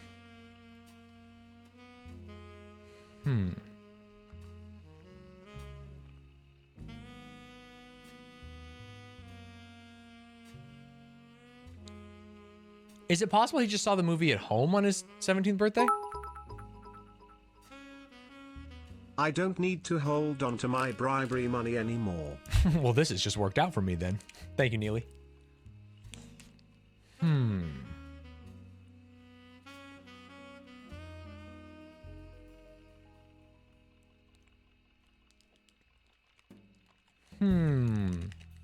Might just be to make it harder to pin down the affair date. Oh, like theoretically.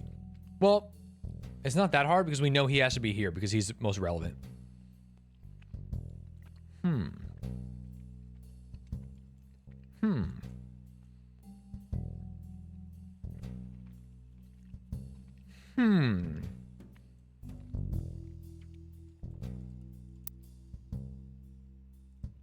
Dude, there's still so much more in reminders.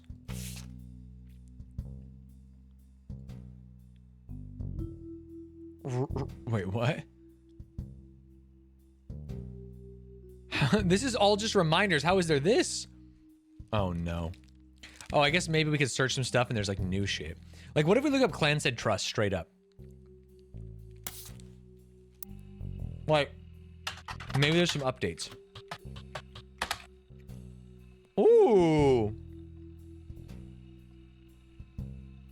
Great.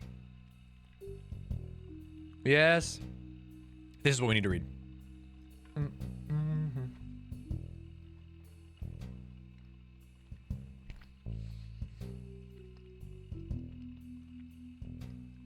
All right, here we go.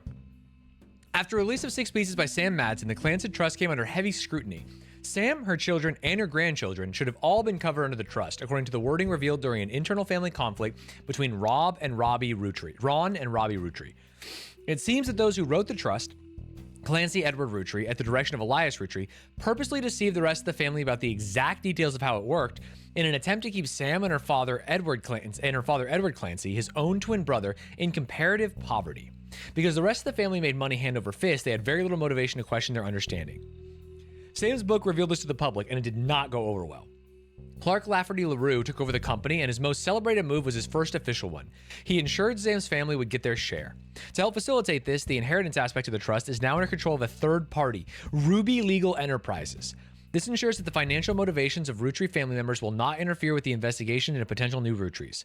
According to Clark's letter, however, some family members are still doing their best to slow the investigation by refusing to answer questions. I wonder who's... I mean, obviously, Miracle. Let's look up Ruby Enterprises. It's the name of the law firm has been hired by the Roottreemania Candy Company. The company is named after its head lawyer, Ruby Spratt. You can't find much about the company from before this year, though all the articles tell the same tale. After the fiasco of 5 pieces and the revelation that the Rootree's internal law group was complicit in such a cover-up, they hired outside counsel. The Ruby Legal Enterprise Group now seems to have ties to multiple aspects of the Roottreemania Corporation, including the Candy Company and Root. They were recently in the news due to a high-profile lawsuit they raised against Cicely Sanchez. Okay, we also have to look up the person. Cicely Sanchez is an author best known for Portrait of a Changed Man, released in 1979. Her follow-up, Foreign Gospel, 1984, did not perform as well critically, but still sold quite respectably.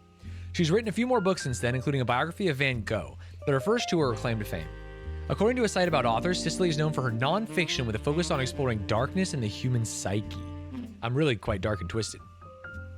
Recently, Cicely appeared in a magazine called Piketty, excuse me, with an article about a book she had been commissioned to write for Guy Hudson. The magazine and Cicely herself were immediately issued a cease and desist due to his inclusion of pictures that should never have had the rights to publish. The issue was pulled from store shelves, making it an instant collector's item. Well, that's easy.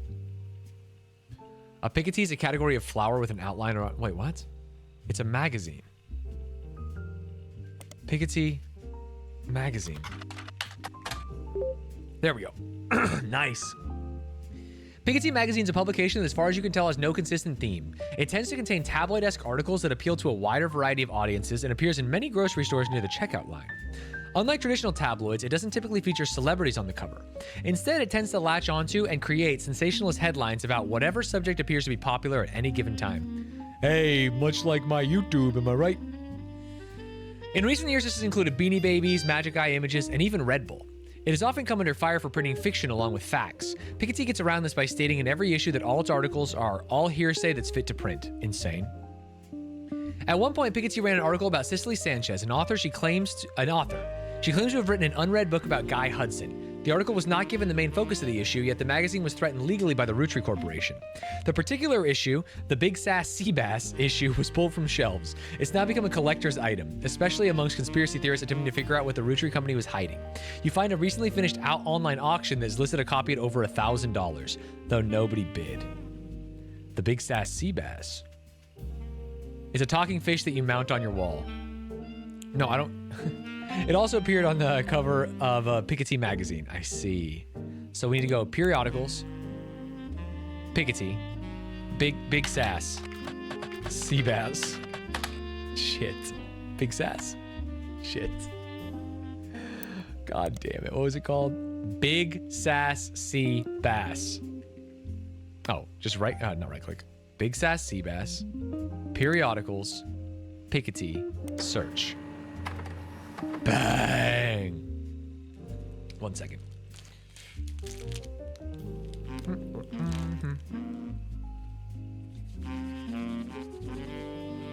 In an issue that focused on a talking toy fish and the demonic messages it supposedly said about as the batteries ran low, Piketty had an article about a canceled book by Cicely Sanchez.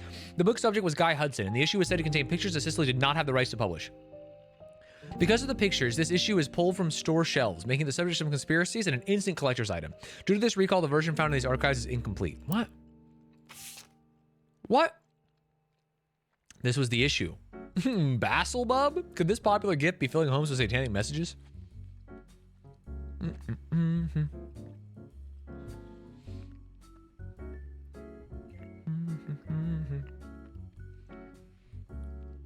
This was the issue of Piketty magazine that contained an article about Cicely Sanchez. The story concerned an unreleased book she had written about Guy Hudson. It seems that it used photos of Guy and that Cicely did not own the rights to publish. Unfortunately, the magazine was issued a cease and desist by the Roottreemania's lawyers. The magazine was pulled from shelves, and the version you found in your periodical search had the relevant pages removed, rendering this magazine useless unless you want to read about a potentially demonic fish toy. June of 99. How are there 8 in here?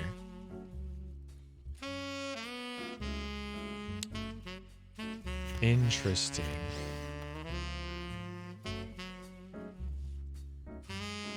Oh, that's so fascinating. I mean, I want to get the one...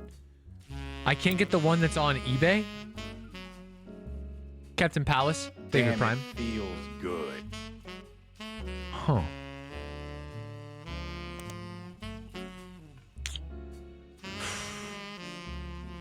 Maybe Guy Hudson had an affair with the bass. You click the 8 to see how it works again. Yeah, it's intuition. Basically, it means there's like 8 things that I can make 8 inferences on the family tree based on this document, right?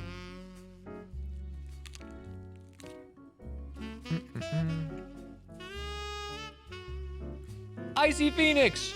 Thank you for the raid. Welcome, welcome, welcome. We're trying to solve a mystery. We're doing our freaking best.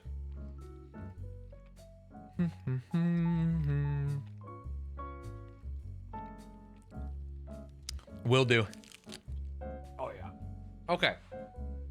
Protein bar enjoyed.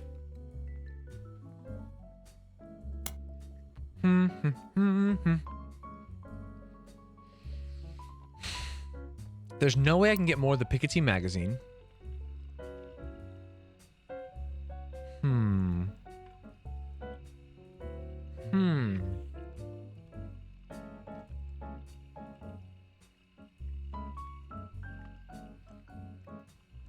Let's go back to Sicily. There we go.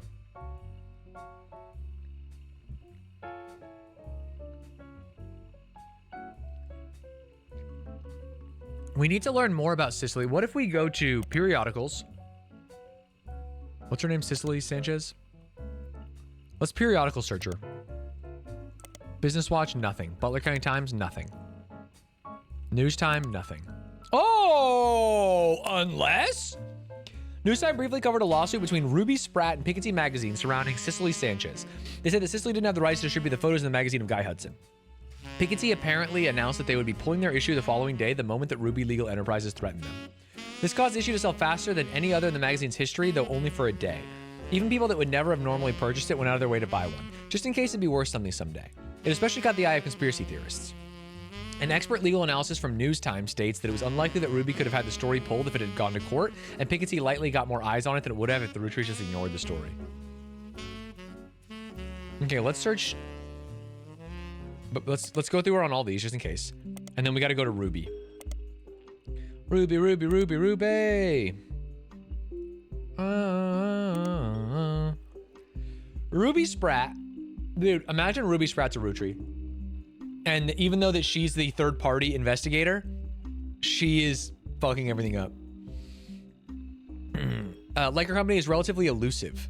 The most complete source of information you can find from before her time with the Rootrees is from the website for a magazine owned by a major airline. She was the subject of one article from a recurring series about modern-day success stories. She grew up in foster care. Okay, she's almost assuredly a Rootree then, right? But excelled at school and earned a scholarship to study at Mid-Eastern University. There she graduated at the top of her legal class and was quickly hired as a lawyer for a prominent firm. There are a few high-profile corporate involved cases she was a part of. One was as a legal consultant for a class action lawsuit against a manufacturer of steering wheel covers. Another was to help a local gas station chain in her hometown of Portland with the rollout of a promotion that allowed gas station customers the ability to bet on the price of gas. Wait, what? Portland, huh? The blurb ends by calling her new firm a double threat. Her company's services are a cross between a traditional lawyer and a PR manager. Wait. There's a thing to search all periodicals? Is there really? Is it in the settings? Oh, yeah. Thank you. She's in Portland as well? And she's a foster kid. Bro, tell me one of these ain't Ruby. Tell me one of these ain't Ruby. Ooh, the name is in the list, baby. The name is in the fucking list. Stanz, are you Ludwig's cousin? What's it to you? What's it freaking to you, man? What I am is trying to suss out the infidelity or family tree update. 2 people that are on the family tree got married. I just don't understand.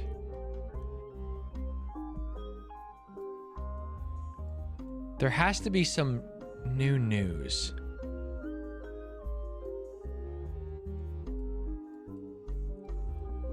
There has to be some new news. What about like Tessa Rootree? Maybe nothing relevant? Wait, really? Damn, it feels good. Hi, Dad, die. Hi, Dad. Die. I don't understand, but I do thank you for the sub. Tessa Rootree. She doesn't have anything? Was she in periodicals?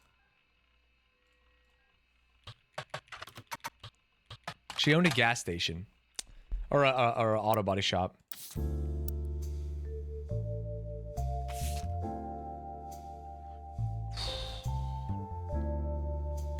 I need to know. I haven't got a single solve yet, by the way.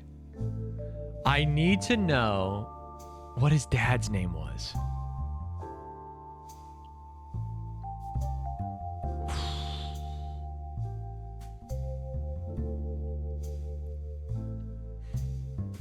What if, okay. I'm gonna say something crazy. What if Joanna was fucking here? But she was also fucking here with Zach Morden. Is that crazy? Well, no, 1949, that is crazy. That's legitimately insane. Wait, so Zach Morden was fine? Check the refresher note? I did. I can't remember what this is. There's so much stuff on here. Rootree Candy Company was founded, blah, blah, blah, blah. Elias Carl and Raina were on the cover of magazines. Other notable Roottrees such as Lauren Rootree, Miracle Rootree, and Jim Rootree had physical media such as recorded albums, books, and other movies associated with them. Lauren's 2 diaries are the most useful resources, mentioning many of her relatives directly. 5 pieces Eliza's children who we identified based on the initials of their candy flavors. Many of the younger Roottrees were found by following a complex rabbit hole through a conspiracy site that led to finding a searchable web address for Chris Rafferty. What if I just search Chris Raff?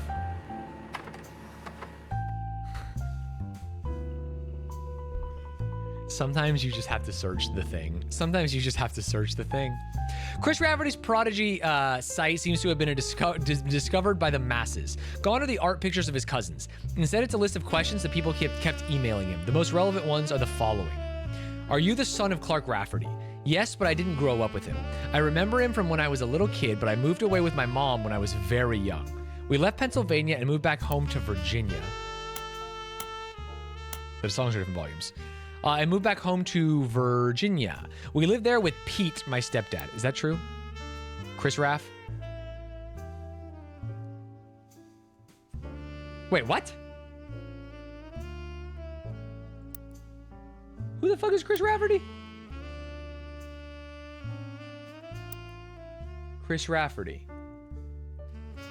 Maybe this is the updated family tree. His mom is Jane LaRue. So this would be Jane LaRue. Is that reasonable? My dad and I spoke a few times when I found his phone number on a check he sent us in the mail when I was 15. He was happy to hear from me, and now he calls me once a month and came to visit me in college. He tells me about things I don't remember and people like Guy Hudson and Ernie Madsen. My dad and I get along, but obviously we aren't very close. Did you ever meet the Roottrees? I used to know the Roottrees, but never the sisters. I was in the office sometimes when I was a kid, and I definitely met Guy Hudson before he died, but I don't remember. My memory is weird. It's hard to know what I actually remember and what I only think I do because I have pictures. For example, I have a photo from when I was 5 and in the office with my dad, and Guy was there. I made myself sick by eating chocolate, and some woman who I don't know cleaned my face. I don't know if my memories of that come from the picture or not. Okay, well, that's great. With my dad and Guy was there. This is probably the mom. Stepdad wouldn't be on the tree because only his dad was a Rootree, if that makes sense. No, I don't know what you're saying. How did you have proof of Ernie Madsen's heart condition? I knew Ernie had a heart problem because my dad told me on one of our phone calls. I asked him about the poison because I saw it on the Rootree Curse website, and he emailed some old stuff including the proof, but even with the proof, the website didn't take it down. You spelled fiance wrong. I'm not good at spelling or writing. I'm good at painting and other art. I'm going to school to learn how to edit movies. I want to make cartoons someday. Lulu is much better at spelling. Okay, let's check out this picture. Whoa. Bang, bang, bang, bang. Well, for one, that's him. That's Chris as a young child. Great. Great. We also know the photo was on Chris Rafferty's website. It's a photo of him, his father, and Guy Hudson. While they were distracted, he snuck into the supply closet they kept for visitors and tours. He did not know who the woman in the photo was. I mean, I'm a firm believer that this woman is Five Pieces' mom. Red hair means he's in the Zachariah line, right? No, red hair means that's Guy Hudson. And who is the other guy? That's his dad. That's his dad, who is Clark Rafferty. Yo. Mustache Clark, we call him.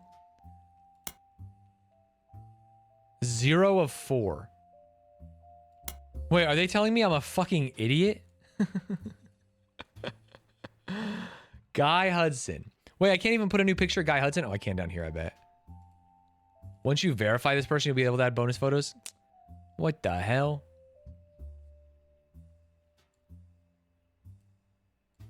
Okay.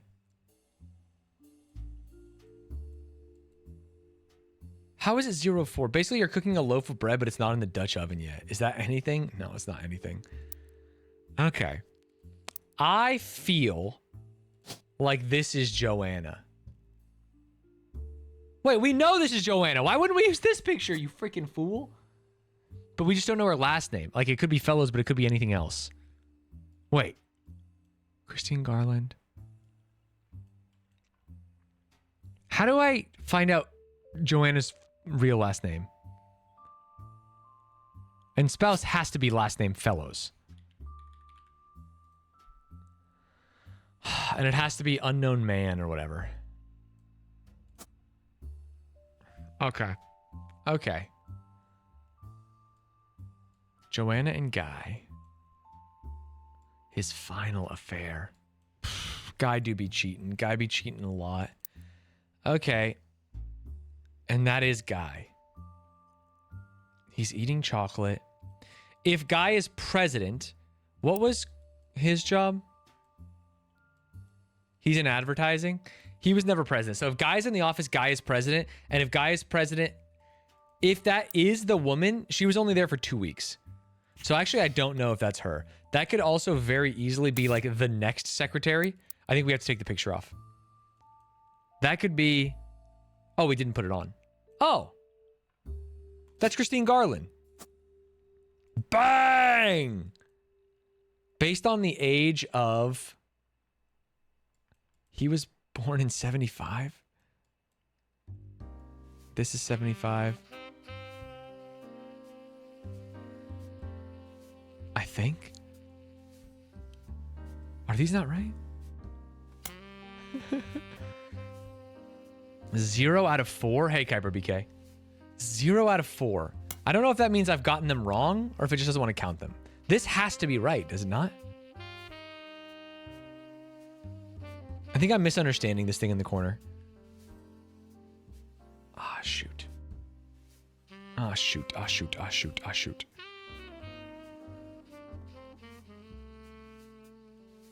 I also am definitely not understanding this. Locks in once you have 4 correct. Yeah, but it says 0. It doesn't say like 1 out of 4, 2 out of 4. So if this is 1, this is 2, this is 3, this is 4. That means something's wrong here. We know Elias is right. 1. We're pretty sure Guy is right. 2. This is right. 3. That means neither of these are right. Either this isn't her name or this isn't her picture.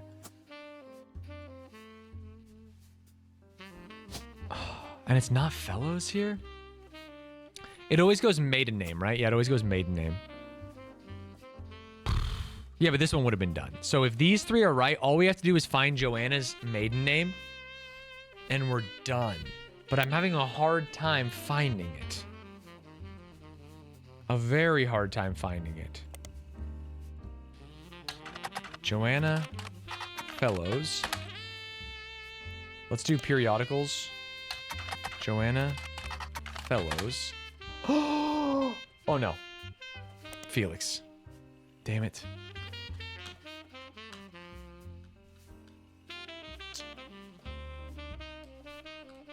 I mean, I feel like more about that, what?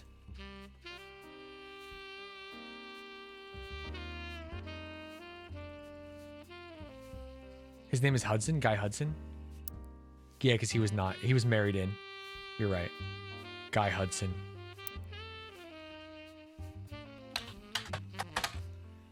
We got Cicely Sanchez, Felix Fellows, the deaths of Guy and Patricia, and then Business Watch Guy Hudson. Hasn't been updated. Hasn't been updated. 5 Ps. Cicely Sanchez. We can look up Cicely's other books, I guess. Might be like a reasonable way to do something. I don't think they're going to help us, but... Portrait of a Changed Man. In the books. Okay, help me. Hello? Okay, we have to go to public library. Cicely Sanchez. Out of print. The bookstore says to say, what if you could stand for everything you know to be true? What if everything you stand for, everything you know to be true today could disappear in an instant? All of your politics, relationships gone in the blink of an eye. Would you still be you? Cicely Sanchez tells a powerful story about a man who woke up after being saved from drowning in his backyard pool and became an entirely different person. Included are interviews from those that knew him best before, as well as a one-on-one chat that paints an entirely different picture. You won't be able to put it down without wondering, what if that were me? Okay, that didn't help. What's her other book? Foreign Gospel. I think there's some stuff with Brazil that we're also very interested in. Foreign Gospel tells a tale about a man from the Catholic Church who claims he was told by God he should travel to Thailand to begin to preach, specifically with the goal to convert 10,000 people. He returned to the United States just after 2 years, claiming to have succeeded. The book tells his version of the story, but the author, Cicely Sanchez, also traveled to Thailand to investigate these claims and talk with some of the so-called converted. Okay, Cicely. You're of no help to me, and we can't find the right option of Piketty. What's the Raynara? He wrote a song about Reyna. Just a quick search about Reyna Roottreemania. Excuse me. Ah, new. The website used to initially place Reyna, Rose, and Riley is still up, though instead of the cheery pink background with purple text, it's now a more traditional black text on a white background. The young webmaster has turned the site into a memorial for the sisters and their father. It seems like she did end up getting her ears pierced like Rose after all. Regardless, there's no relevant information, just a picture of the girls with a sad MIDI piano playing in the background. From other higher profile sites, you find that a charity shop has charities been set up in the girl's name, the Roottreemania Sisters Fashion Scholarship. Bang! Pull that thread, baby. The Root website is a small memorial section to the deceased members of the family, but it contains no new information. The most recent catalog, spring of '99, had an entirely black cover with no text on it. On the leadership page, you learn that Root is currently managed by a designer who is apparently Brenda White's second in command. You don't recognize her name, and she seems unrelated to your search. There's also a scholarship page. On it, you find information about the Roottreemania Sisters Fashion Scholarship. It's awarded to 3 underprivileged high school girls each year who wish to pursue a career in fashion. Apparently, it also gives them an opportunity to show off their designs on professional models on a real runway. According to the site, the fund was created directly from shares that would have contributed to the inheritance of the Roottreemania sisters if they were still alive. Like other aspects of the Clan Said Trust, it's managed by Ruby Legal Enterprises. I want to find out who they gave the scholarship to. But they won't tell me? Because what if Ruby... Here's what I'm thinking. Can I tell you like this thought that I have in my head? I am a believer that Ruby of Ruby Legal Enterprises is actually a secret Roottreemania. And I believe that in her position as the manager of the Clan Said Trust could be committing malfeasance. And if I'm Ruby and I want to maybe help out other members of the Roottreemania's family that are not proven, I might want to like give them scholarships and stuff like that. But I can't fucking get any further in it. Give me Root. Yeah. Okay, Root just gives me the same thing. Periodicals. You can't search Root. Of course you can't. Oh, man.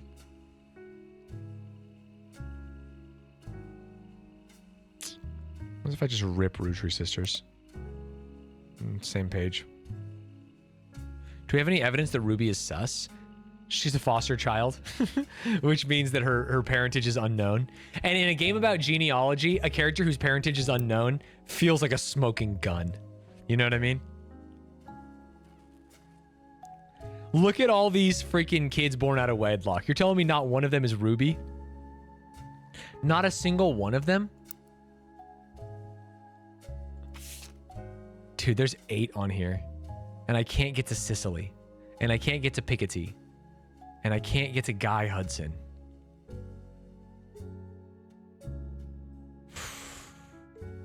What if I search periodicals?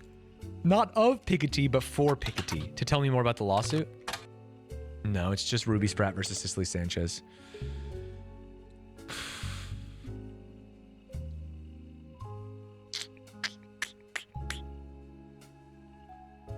No.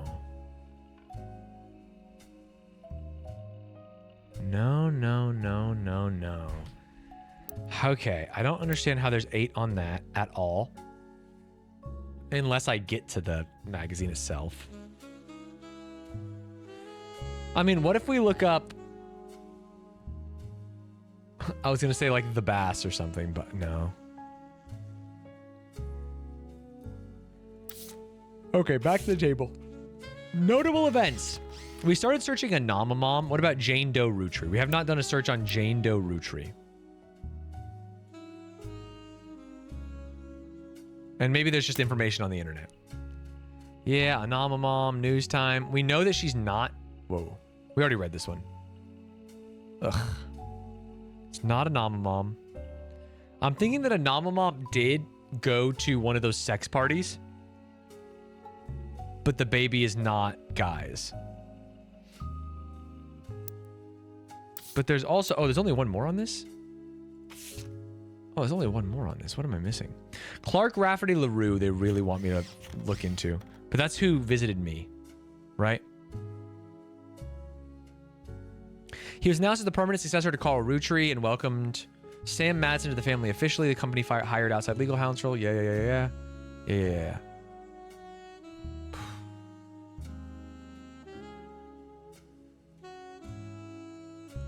Which of the Rootrees? I feel like I want to learn more about the Rootree Rift. What? There's just a whole article on it. The 3 press releases from the Rootree Canning Company after the release of 6 pieces were referred to as the Rootree Rift due to the clear conflicts between them. The first was fairly standard. It stated that there was no president of the Rootree Company, but that the entire family was made aware of the release of the book and that they would be meeting as soon as possible. Only then could they verify the legitimacy of the claims it raised and decide next steps. The second release was emailed to business newspapers 3 hours later and announced that after a vote, Ron Rootree would be taking over temporarily as interim president. It also went on to state that Ron was aware of the book and had verified the claims within and would look into compensating Mrs. Madsen and her family immediately. It also stated the company's lawyers would be taking immediate steps with the family to revisit the Clancy Trust terms to make sure nothing like this could happen again.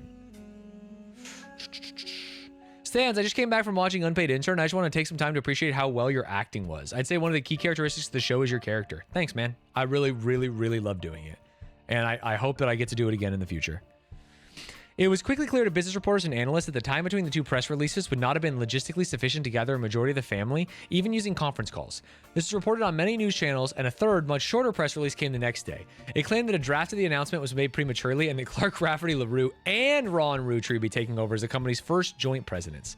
It also stated that any compensation planned would be based on a stringent verification process. What? What? Ron was announced as president of Rootree during the Rootree Rift, but the next press release immediately reversed the announcement. And Ron said he was going to give them the money. And now it's going to be more tight-pursed? That's so weird. Some veer into heavy speculation based on an article about Ron in Business Watch. We have to check that out. Ron has also done some interviews saying that the truth of what went on behind the scenes is not something he wishes to discuss. Instead, he hopes to release a movie about it someday. 3 weeks ago, Ron's mother, Gwen, died in Paris, France. He and his brother, Robbie, have seemingly made amends. Okay, let's check about Ron Rootree. Ron Rootree. Give me Ron Rootree. Please just let me... Okay, Ron Rootree. And then give me Business Watch. The Rootree Rift. Business Watch ran an article about 2 months after the Rootree Rift about what really happened with Rootree. The article mentions that nobody from Rootree that they reached out to is willing to go on the record. Instead, the timeline of events has been constructed from public record, accidental leaks, and a source on the inside. The only parts that are new to you are the most vague parts, the ones supposedly confirmed by their anonymous source. The timeline says that the family actually held a preliminary vote after Carl Rootree died, but before the release of 6 pieces, and decided they wanted Ron Rootree to take over because of his experience running RR Productions, and because he was a well-known and well-respected Rootree. But Ron seemed way too eager and personally motivated. They were worried he would gut the Clancy Trust to remove Robbie Rootree. The family was notoriously unwilling to do anything that could risk their wealth. They stalled and Ron became frustrated with the delay. When 6 pieces came out, he saw his chance to force action while the family was in the limelight and released the press release himself in an attempt to get the ball rolling faster. This caused chaos within the family. They tried to save face by allowing Ron to take over as co-president with Clark, but according to Business Watch's source, Ron was impossible to deal with. He seemed like he was unwilling to protect the Clancy Trust, and they eventually let him go. After that, the role passed solely to Clark, who nobody was excited about, but seemed like the safest choice. Okay. But then didn't this say that Ron made up? Where was it? Here? What? Damn, it feels good. Ronald.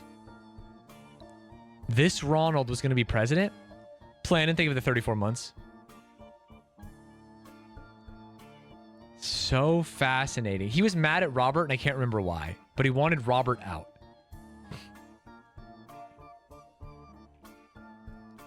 Shit.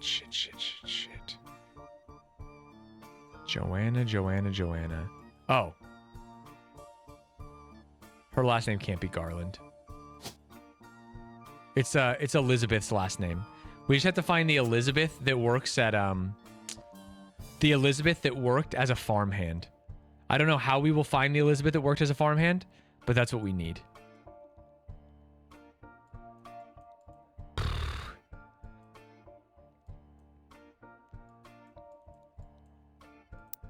Okay. Oh, now there's only one left. I think there was one left. We looked at the Roottreemania Rift. We looked up Clark Rafferty LaRue. I mean, I guess we can just see if there's a new article about him. There is. He's the new president of the Roottreemania Corporation that does not include Root, which has its own new leadership. Oh, we should look up that person in Root, too. The person who was like the artistic person. It was announced that he would be taking over, transitional period, press statement that thanked him for his work. Most of the information about Clark you already knew. Good. That one guy, Daniel, you know. how's it going? Hope the dad life is treating you well. Also, Big Brain plays today. Thank you, one guy. Dad life is treating me well, and I'm doing my best in this. Most of the information about Clark you knew already. Many descriptions of him tend to focus on his advertising career and that his mother was Lauren Roottreemania. Few seem to touch on his complex and volatile marital history. Since taking over, Clark has tried to remain out of the spotlight, but did have one notable foray into the public eye. He gained a lot of support when his first move was a statement in favor of accepting Sam and her family into the trust. This also served as an announcement that the Clancy Trust would no longer be handled by anyone in the family, since due to their financial motivation, none of them could ever be impartial. Bro, I feel like Ruby is Clark's daughter. Am I smoking weed? I just feel like she is in my nuts. Brenda White. Give me Brenda White. Black and blue dress. It's a Brenda White original. Never mind. Huh.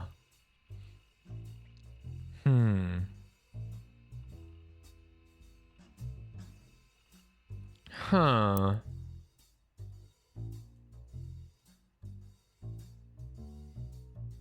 But there's no more infidelity here.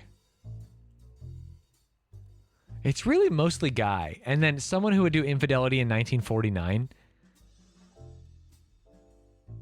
Well, I mean, we know Roottreemania Elias Jr. did infidelity. But we don't want to go down the Sam line. Right? Right.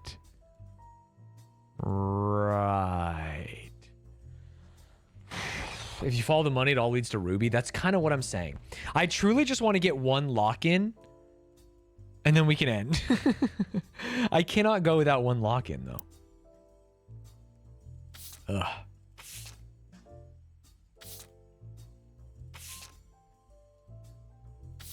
Let's play this song again.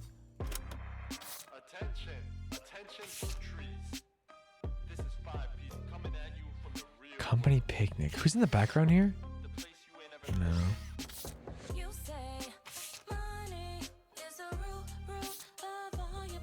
The plated loaf. This is.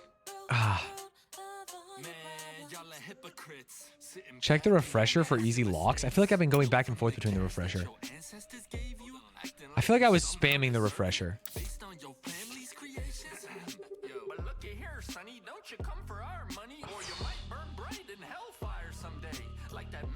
Roottreemania Candy Company was founded by Elias and Gwen many years ago. The entire family has a financial reliance on the health. Let's start from the bottom. There are also a few dead ends and red herrings, of course. Sam and her father were cryptically mentioned in a book about historical letters.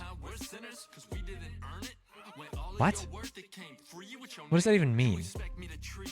Ron and his brother Robert go by Ron and Robbie. Both worked on a TV show called Brother Trouble until Robbie embezzled money and fled to Paris. Ron unsuccessfully tried to have Robbie removed from the Clancy Trust. True. November was difficult to place. Her occupation could be found via Brian Jones' website. What if we go back to Brian Jones' website? Dude, what? It seems Brian Jones has been busy updating Stephanie Jones' campaign website. Two new sections exist. The first is baby photo. There you see a picture of their new family together in the hospital. According to the site, our daughter was named after her grandmother, which ended up being very fitting considering she was born the night before Christmas. The second is what's next. There's not much substance there now, but it lists some small accomplishments and finishes with the recent rise in popularity and controversy surrounding my extended family, there's been some extra tension on me. Stay tuned for announcements in the coming months about how I plan to use this publicity to accomplish bigger and better things. All right, I got a picture. Bang, bang, bang. Brian Jones posted this photo of his family together in the hospital following the birth of their newborn girl. His daughter is wearing an adorable little Santa hat, and his wife Stephanie is giving her signature thumbs up. I mean, they're like right here. Where are they? Am I crazy? Where are they? Stephanie. There we go, Stephanie. I can't add any more pictures, though. I can't add any more pictures. Does that mean that one of them cheated? Wait. Where's their child? Oh, is that the new thing? They've added a child. They've added a child.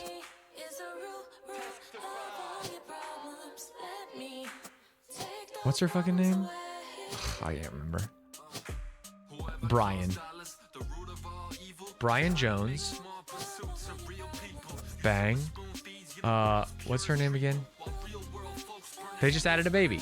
Stephanie Landon, politics. Stephanie Landon, politics. Stephanie Landon, politics.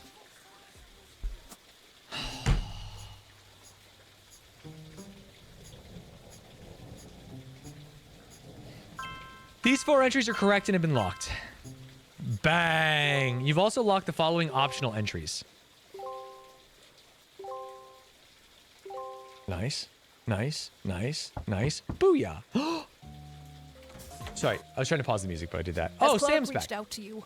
Well, let me give you a short history lesson about the last few months of my life. Tell me, Sam. Sit down. 3 different people contacted me, claiming that somewhere in their history, they might be root trees. First, that young man, the rapper. I ignored that one. He seemed dubious. Weird. But then I saw the news. I felt terrible. So I began helping the others. Good call, Sam. Because my doubts with Felix were so misfounded, I ended up putting too much faith in the second person That was a approached normal me. mom. I went to the media prematurely. I admit my mistake there. So here comes the third one. But the third person who contacted me also had a credible case. Before I could help, the company got to them somehow. The fact that the family silenced them doesn't seem to fill me with hope when it comes to Clark's Why would the intentions. company silence them? But you're making progress based on the leads he gave you. It's really hard for me to get a read on him. I'll let you handle it. I've sent you the case I've been working on, and some company records I managed to track down. Mary Beth Clementine. The records are quite dense, but hopefully they're useful. Good luck. I don't know if I can play this game anymore today. I think my brain is exploding. But I don't know what else I would do. I can't imagine speedrunning Minecraft either. I don't know. It's like everything right now seems so hard. Everything seems so hard, man. Photo me. This photo was given to you by Sam Madsen. A woman named Regina Clementine came to her and claimed that her husband has confessed he thinks he's a Roottreemania. The details of this case can be found in your evidence. Stuart is the older boy wearing the vest. The woman in the photo was Mary Beth Clementine, a singer who may have had an affair with Miracle Roottreemania. I mean, that would be awesome. And Miracle Roottreemania could have also been 1949. In fact, that would make a lot of freaking sense. Clementine. Clearly an orange is involved. Oh, yeah. This is all the information I have about Regina Clementine, née Salazar. Okay, that's good to know. From New Orleans, Louisiana, and her husband, Stuart Clementine. She wrote me about a month ago. Apparently, the Roottree's lawyers went after her since then. By the time I received her letter and called her, she told me she couldn't cooperate anymore. Her husband, who's a police officer and never knew his father, told her he thought he might be a Roottreemania. Wait, he might be a Roottreemania. I thought Clementine... Wait, what? But he's estranged from his family and didn't want to pursue it because he had no proof. He wrote to me behind his back. Normally I wouldn't be so sure, but she had some pretty credible facts. Some of it I've been able to confirm. Stuart's mother was named Mary Beth Clementine. She's pretty known in the 30s to 50s, a singer who went on tour to a lot of churches. You can look her up online, and she has a pretty big proponent of adoption. I know for a fact that she came to Butler County a few times. I remember her from when I was younger. And Regina said that Stuart told her that they always seem to spend a lot of time at the Miracle Church. She sent me a photo to prove that she's who she says he is. I've attached this email. Unwrapping America's Sweetest Family is out now. Please consider saving a tree and not printing this email.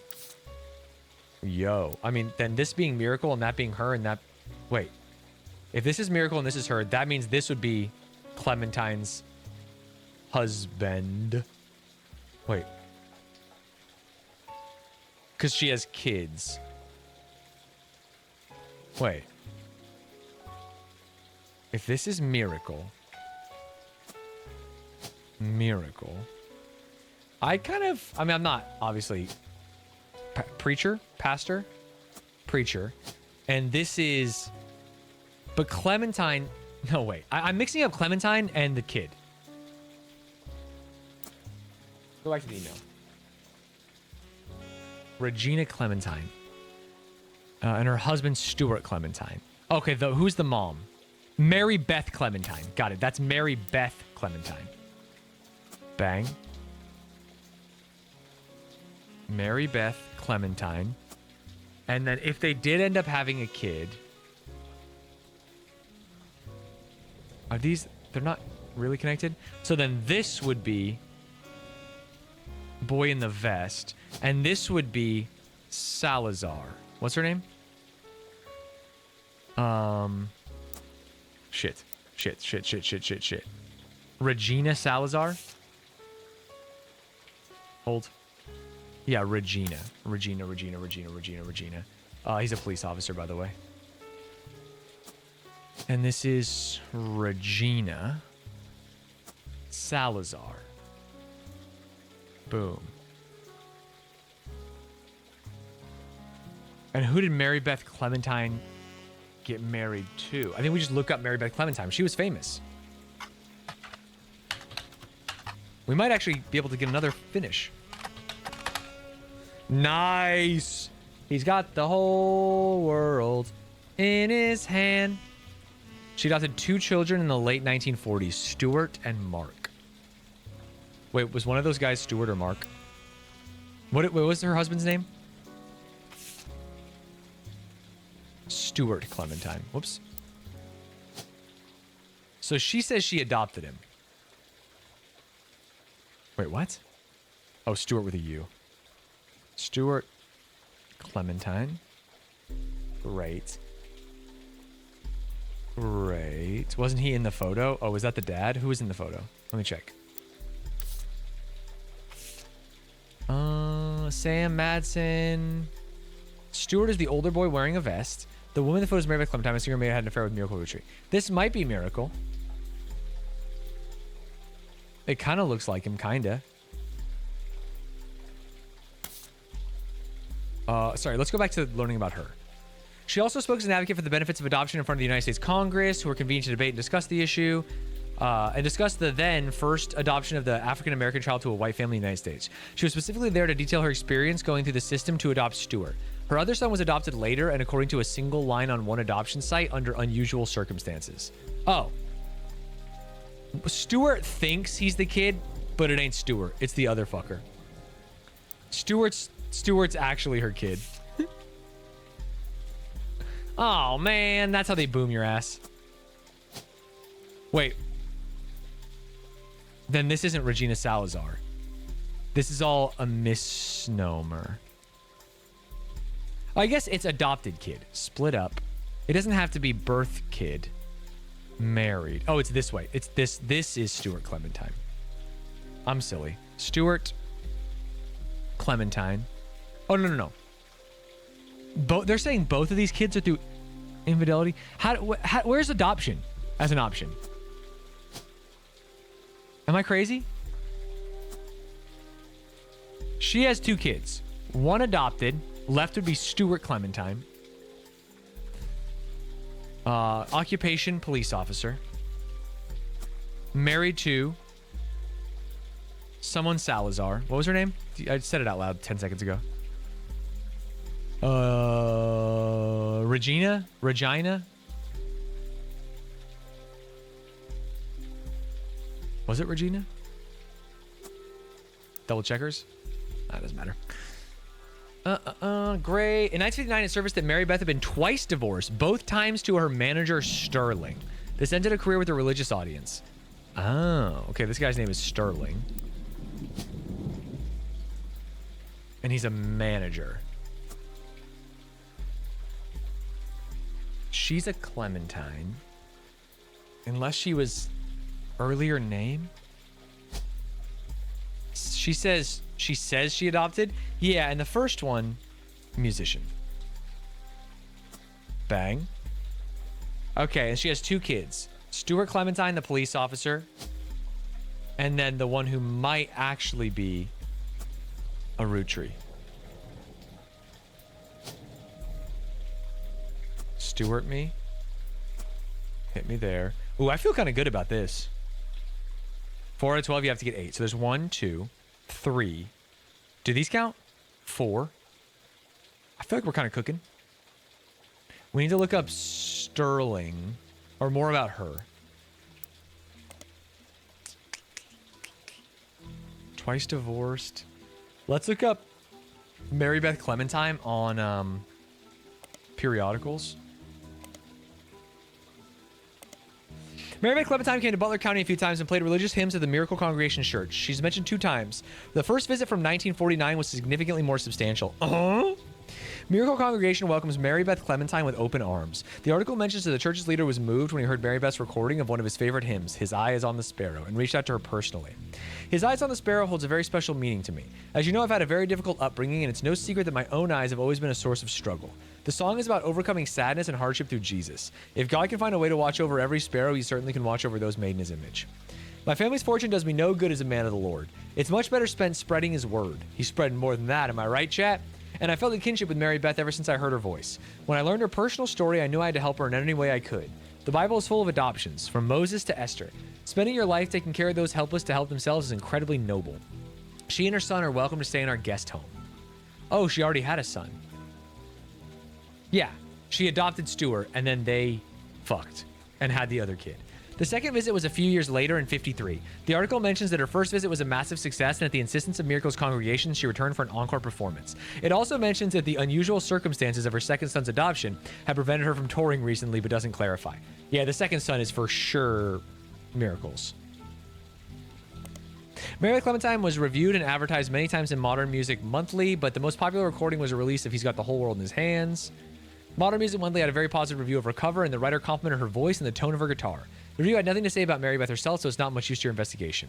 There are also some other Mary Beth Clementine releases that appear over the years. One of them was The Old Rugged Cross, which is the only song that was advertised but not reviewed. I'm going to imagine that she's going to have a cover with her kids in it, because we saw that they can play music. Oh, sorry, not that. Let's do Spider Search. Just kidding. Let's do Old Rugged Cross Me. I mean, these are just famous songs. That's the problem. Yeah. How do we find that? There's no way the library has it. Yeah, the one about the sparrow is also possible. His Eye is on the Sparrow. Is a religious hymn. It's been covered over the years by many artists, so it's likely not very relevant to your search. The premise is the singer realizes they should not feel discouraged or disparaged by their troubles, as God is watching over every creature. If God can watch over and love something as small as a sparrow, the singer knows God is also there to watch over them. All right, she definitely came through. I need to learn more about her. She spoke in front of Congress. Oh, Mark. She adopted 2 children in the late 40s, Stuart and Mark. Sick. Mark Clementine. Who is not a police officer. And let's search Mark Clementine. Bang? Actually fucking Big Bang? Crocodile! El Crocodillo!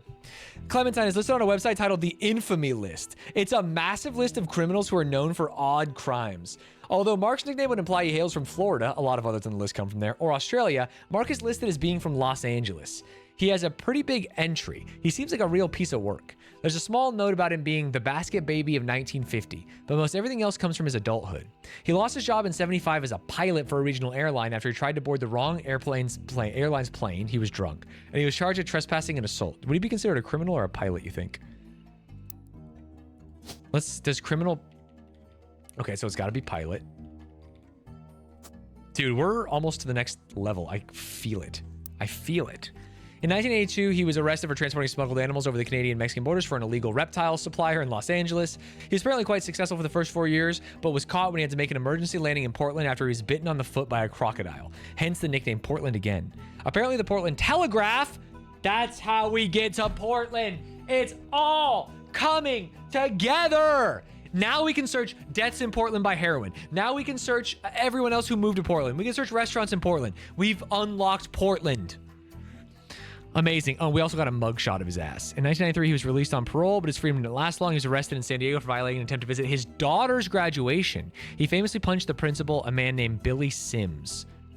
Okay, there's a million things we can do here. Let's get the Portland Telegraph. Bang, got it. Let's go back and let's search Billy Sims. We know, for example, that he has a daughter. Oh, he has 2 kids. Okay, never mind. We also got a picture of him that I would like to see really quick. Oh, Mr. Crocodile. Looks like Kurt Cobain. Okay, now we look up Billy Sims to find out his daughter's name. Billy Sims is the principal of Sandstone Canyon High School, who had his 50 minutes of fame in 94 when he was punched by Crocodile Clementine at a graduation ceremony. Pretty much every news organization from trustworthy tabloids seemed to have their own take on the altercation. It wasn't the punch that captured the nation's attention, however. Instead, it was Billy Sims' matter-of-fact response to the threat and his comments afterward, as heard in a now-famous audio clip from someone who was recording the ceremony. Billy saw Mark hop onto the graduation stage and said, "Sir, you'll want to sit down or we'll have a problem." At that point, Crocodile reportedly sucker punched him in the face. Billy, apparently only slightly dazed, said, "All right, sir, I guess we'll have a problem." Clementine tried to throw another punch, but Sims anticipated it and performed a maneuver that spectators described as a wrestling move mixed with a backwards somersault. He suplexed his ass, which immediately brought both men to the floor, with Sims straddling Clementine, keeping him neutralized. As security arrived, the recording captured someone asking, "How did you do that?" And Sims' response was famously, "Trust me, I'm as surprised by anyone." All right, we definitely check out Sandstone Canyon High School. It's in San Diego. Okay, that's fucked up. I thought maybe we could get like a yearbook or something. We can also look up Billy Sims in our periodicals, because I think there's probably going to be that tabloid one. Yep, Piketty. Perfect. Butler County Times did report on Billy Sims, but the information seems redundant. The Portland Telegraph had an article slightly longer than most about the Billy Sims incident, mostly because the assaulter, Crocodile Clementine, had appeared in the paper before. Because of the somewhat comedic sensationalism of the events in question, and because the readers were already familiar with Mark Clementine, they filed it under a special banner called Croc Watch. It mentions that our good friend Croc Clementine was actually in attendance at the high school graduation because his daughter was walking the stage. He was apparently not allowed to attend. His ex-wife had a restraining order filed on behalf of her daughter, but did so anyways. It was unknown to the school staff, including Sims at the time who he was, but a security guard recognized him, and that's when the trouble started. Crazy, a lot of this takes place in Butler County, PA, of which I'm from. Tell me about the swinger parties, buddy. Clementine was approaching the side of the stage to try to avoid the guard when the exchange between him and Sims took place. The article finishes by facetiously asking, "What will Croc get up to next? Stay tuned for more Croc Watch." Unfortunately for your investigation, as far as you can tell, there were no more instances. Oh, wait. Billy Sims. All. Piketty. Piketty magazine is kind of sleazy, so they're not afraid to publish a few details that more reputable news publications normally wouldn't. You look up the Billy Sims incident, and it seems they did report on it. You gain a few bits of information, though it might not be useful. He was once arrested for throwing a Molotov cocktail at a company that was found to be testing their products on animals. Friggin' based alert? According to police paperwork, Crocodile Clementine's bail was paid by Tostorito Jacobson. It was fairly expensive. And Piketty interviewed other students that were at the event to find out if anyone knew anything, and the word going around was that Mark Clementine showed up because his daughter Mary was graduating that night. Okay. News time me. Different perspective. Their goal was to paint a picture of the two men involved. They managed to interview Sims' wife Carla, as well as multiple staff members of the school. They hunted down Colleen Webb, Mark's ex-wife. Boom. Freaking boom. Dude, we're almost there. And his daughter's name is Mary Clementine. But we don't know which one of these it is. So let's go back to it. According to Colleen, she and he met when he worked for the airline. She worked in an airport newsstand. He was a drinker and would often have wild mood swings. When he was charged with the assault of a fellow pilot in 75 and lost his job, they divorced. At the time, she was pregnant with their second daughter, so 2 girls, and she felt she needed to get out before things got worse. She left and moved to San Diego to live with her sister and told her oldest that her dad had to fly planes for the Army. She raised them both by herself, and although she never went through the trouble of changing their names legally, they used the web name so that nobody would connect them to her ex-husband. Okay, so we can go from unknown name to unknown female. Isn't that something you can do? What, didn't we used to be able to do that in the old version? Okay, whatever. The oldest, they went to San Diego. They're both Clementines, but they went under Webb, which means Mary Webb is what we search. And we also have to search Tostitos. Tostarito Jacobson. Fuegos Fiesta, a regional Mexican fast food chain, held a competition in '93 that offered free meals for life to anyone that legally changed their name to Tostarito. The Tostarito was a burrito with a cylindrical tostada shell inside the flour tortilla. According to a few different sources, Tostarito Jacobson used to be named Lucinda. Oh. It's a woman. Lucinda Jacobson.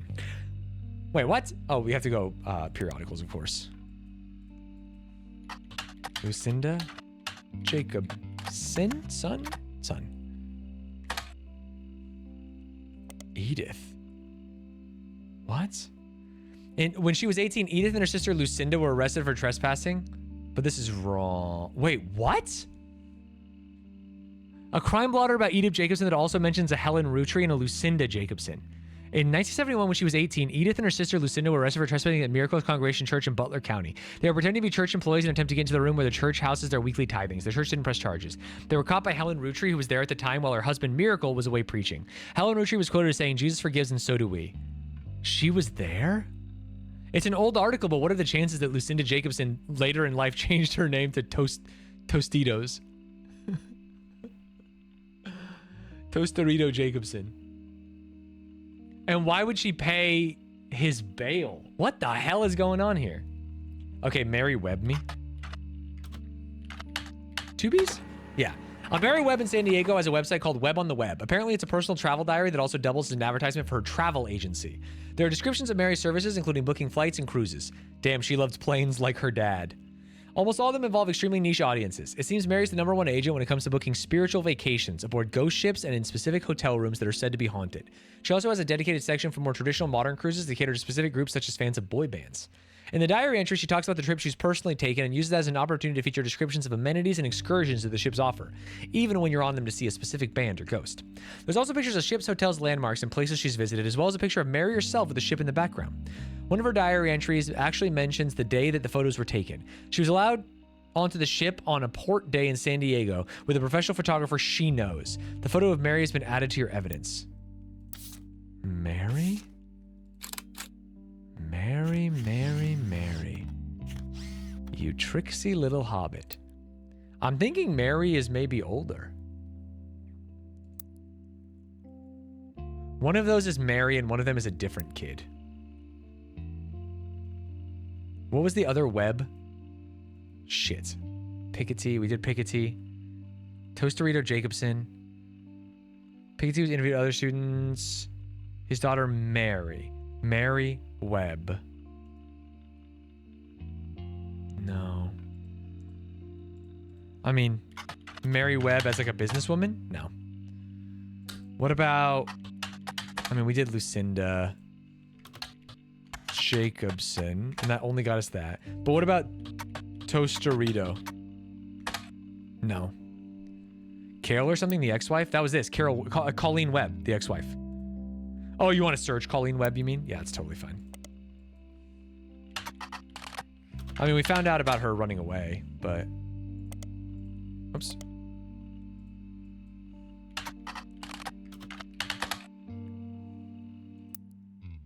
Okay, nothing about Colleen Webb. I have... Man, I don't know if that's Mary. A company called Corporate Composition. I didn't even see that. And she knew the photographer. Obviously, it's Corporate Composition. I can't believe I missed that. Corporate Composition Photography is a photography studio that was listed on a few different sites for business in San Diego. It seems to have been possible to hire them to take professional quality photos for businesses. What if it's her sister? As far as you can tell, it appears to no longer exist. The company is also mentioned on a photography site with some IRC chat logs. It seems like the site is the personal page of a member of an IRC photography channel. They have archives of logs they've been saving since 93. One of them was from 96 when Val, the former head photographer from Corporate Composition Photography, did a Q&A with their users about taking pictures for promotional materials and print ads. Most of the questions and answers are pretty technical. They not only seem irrelevant, but generally go over your head. One of the questions, however, mentions that Val was on the cover of Telephoto and asks about Iraq. The question was quickly shut down by the person running the Q&A, who said Val does not wish to answer any questions from his photojournalism days, nor does he wish to talk about LBP. Please keep on the subject of commercial photography. LBP, huh? Val. I was thinking Val Webb, but now I don't. What was the magazine? Cover of Telephoto. Bang. And what if I look up Mary Webb on Telephoto? Dude, we're actually making... Nope. But let's look up Val. Or CBB, California Border Patrol. What did they say? Go back. Oh, no. Here we go. Val. LBP. LBP. All. What? DMs, please. What the hell is this guy up to? Exporting. Okay, my whole ship been crashing, but now it's actually exporting, I think. We'll upload ASAP, and you can let me know what you think. I'm pretty proud of it, but obviously, if you want anything changed. Let's go! Shout out Shugo! Shugo's uploading the new main channel video. Boggers. Yeah, once it's uploaded, I've been working on a thumbnail. Kind of freaking going nuts over here. And hopefully we'll have a main channel video right after stream, once it's finished uploading. Let's see how long the upload will take. Damn, people didn't like Nova Roma, those little fuckers. Is that Kajol? Yeah, he was playing Minecraft. I guess we won't even see how long it'll take. I don't have access to main. Oh, where are you uploading it to? Fucking Google or some shit? Let me just give you access to main. This can go way faster, unless your upload's already almost done. How long is left on your upload? I'm sure it's fine. If you've already... Or no, you're not even uploading it. You're... Whatever, just upload it to Google. It's fine. How long is the video? It can't take that long. You're exporting now, then you upload, and then we're good. It's fine. It's fucking fine. Sorry, we're trying to solve a murder here, buddy. 28 minutes? Oh, yeah, it'll be fine. It won't take that long to upload and download. We can do this. Okay, LPB didn't work. Iraq didn't work. Val obviously didn't work. We're missing something about him. IRC photography channel. The former head photographer from... Okay.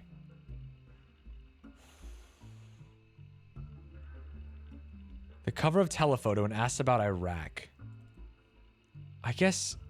Search periodicals. I want to search Telephoto for Iraq. Search all for Iraq. He was on the cover of Telephoto. I can't search Telephoto Val. Of course not. Yeah. Okay, that's unfortunate. And she knows him.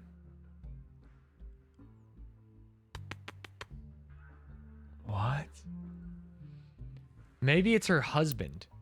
What if this is her and this is Val? We did search LBP, I think. In Spider? Or we did another one. Oh. Lebanese pound, lower back pain, lead-based paint, low blood pressure, Louisiana Board of Pharmacy, and Long Beach Peninsula. Some businesses also have LBP. Lynch Building Plastics, Luxury Bridal Photography. Ooh.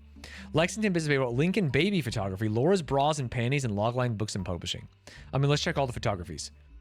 Lincoln Baby Photography. Nice, Val, an award-winning photographer. It's a business in Beacon, New York, and on the site has a picture of a baby and a camera captioned with Cam Lincoln reaching for his namesake. I guess he takes after his father, Val. At the bottom, the website... Okay, so it's Val Lincoln. Val Lincoln. What a cute little babe. Holy shit, it looks like Madeline, kind of, with the hair. I also haven't opened confidential company records. Okay, I'm feeling... What did he say his name was? Val Lincoln? Cam Lincoln. Val Lincoln. Val Lincoln. Oh, to get a picture of him, all we have to do is go to periodicals now. Lincoln was featured in telephoto. The cover as one of the photos has been added to the evidence. Great. Val is a woman. Val identifies as a man now. Clementine? Wait, no. What is happening? What is happening? Telephotos of Photography Magazine, 1992 issue focuses on the photos of Val Lincoln, a photographer who went overseas during Desert Storm. He won the Sepia Award for photojournalism for the photo on the cover. Got it. He took a photo of not Crocodile Clementine, but Clementine's daughter, who also became a military person. Great. Val got his start in high school and took a photography class. In his own words, he couldn't decide what to do. And he thought it would be the best career in the world to shoot for Playboy. He quickly found a knack for it and began to skip lunch. After graduating, he tried to pivot to landscape photography, but didn't have any passion for it. I work much better when I'm trying to tell the story of a person or an object. He got lucky when a photographer mentor of his who was going overseas to cover the war decided to take a chance on him. Most people wouldn't call it lucky to go into an active war zone for no pay, but he bought my plane tickets, all my meals, and even pulled some strings so he could rush my passports. For someone that never had a real job or even left California, it was a hell of a break. Val was only 19 at the time and shot the photo that won him an award the third night he was there. The photo depicts Lisa Clementine. Hold. Wait, can you guys hear that? I don't know. Is that going through? Okay, good. Who lost an arm in Operation Desert Saber, so she's the older one. According to the article, women were not subject to direct combat, and Lisa was in the vehicle at the time. The vehicle had to pull over suddenly, and the road was destroyed, and she and a fellow soldier were severely injured by a landmine. Val says, I ran to Lisa just after her surgery and took the picture. Then, until she shipped out, I kept finding excuses to go back and take more pictures of her. I guess it was fate because that's the photo that won me an award and got me into your magazine, and also led to my engagement. Just earlier this week, she agreed to become Mrs. Lincoln. Okay, so Lisa Clementine is right here. Boom. Boom. Boom. Lisa Clementine. And then this is Val Lincoln. And then this was baby Lincoln. What the fuck was the baby's name? Something Lincoln.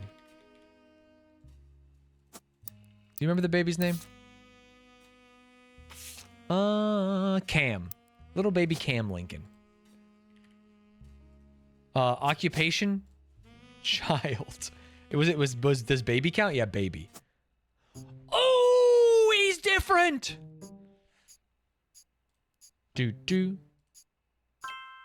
All right. Miracle Roottreemania was unfaithful. We got the Stewarts right. It sucks that this guy turned out to be a freaking lizard smuggler. Booyah. It didn't even let me... Wait, why didn't it lock me at this then? Because it's soldier.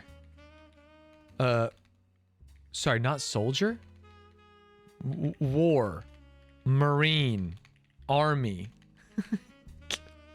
The fuck? What? Who is she? She's a driver, maybe? I guess I could just look her up. Lisa Clementine. No, Lisa Webb. Oh, just kidding. Clementine. Just kidding. Lincoln. Lisa Lincoln is, according to a military website, you find an amputee who lost a limb in Desert Storm. She runs a support group for fellow veterans in Beacon, New York. She makes another appearance listed as a professor at West Point. Professor. She teaches classes that contribute to their environmental engineering major. Her short biography on the stat page mentioned that she had a passion for the military from a very young age due to erroneously believing that a family member was an Air Force pilot. While she later learned that to be untrue, her passion remained and she joined ROTC in high school. From there, she enlisted. After returning from Desert Storm, she earned her degree and relocated to West Point. Okay, so she's a professor. Oh, veteran? No, professor. I trusted you. Okay, Lisa Clementine. And that means this is Mary Clementine. She is a travel agent.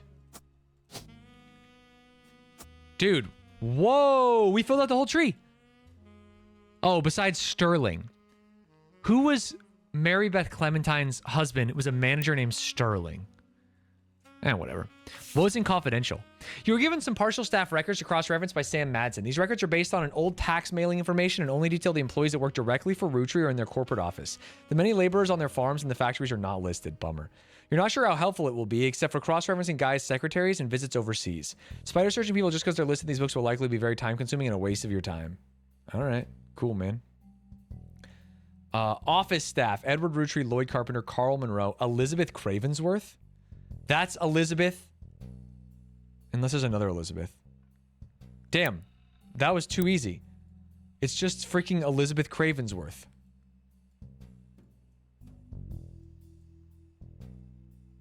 Wait. Oh wait, what year was this? Because he cheated with an Elizabeth. But this is the wrong year. This is from 1975. Oh, different Elizabeth. Shit. Okay. You just saw Elizabeth Farrow in here as well? Oh, there's different pages. Oh, different years. Aha. Okay, so what we need to find, let me just check what we're looking for. I am looking for 2 secretaries that were around 1975. A Joanna and a Christine. That's all. Let's just make it simple. Joanna and Christine in here. That would be in here. Joanna or Christine. Joanna or Christine. Juliet. Oh, Joanna Robertson. Bang. Too easy. That's his mom. Oh, well, Robertson might not be her. Yeah, it is. Because this is Fellows. Lock it in, baby. Okay, and then I need a Christine, who would have been not long after. Who would have been a Christine not long after as a secretary. Christine Farrow. No longer listed. But a Christine Garland has been hired. Oh, no. We don't know if it's Garland or Farrow. I mean, this... I know that they're probably not going to be in that. Wait, Garland? We have a Garland. Who is my Garland? Oh, yeah. Oh. Okay, so she probably wasn't fired. She probably got married. Yeah. This is Farrow. Dude, what a badass last name. And then she got married. But I got no picture of Christine Farrow. Yeah. I mean... Quick periodical check.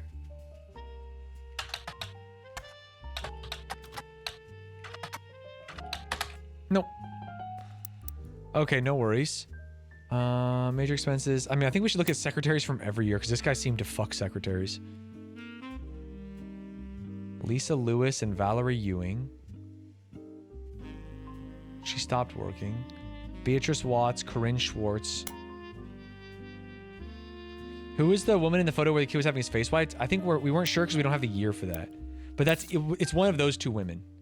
You're talking about this photo. This woman right here.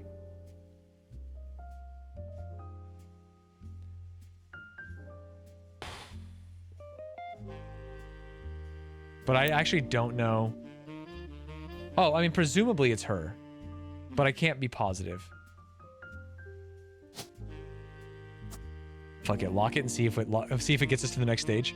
I think we're close. This one should be locked. 1, 2. We only need 4. 3, 4. Oh, that means we have something wrong. Ah, shit. Ah, shit. Thank you for the confidential intermate. Mary Beth didn't lock in. Which Mary Beth? Oh, she didn't lock in.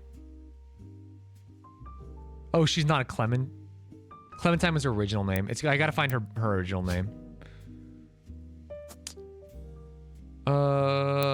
We were searching Mary Beth Clementine a lot.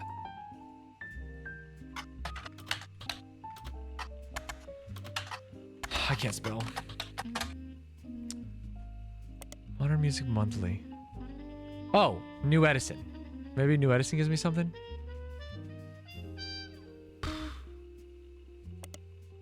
A record label in Los Angeles that existed for 40 years erased released cover records of songs that were gaining popularity. According to a website about the history of recorded sound, it was named after its founder, Sterling Edison. Wow.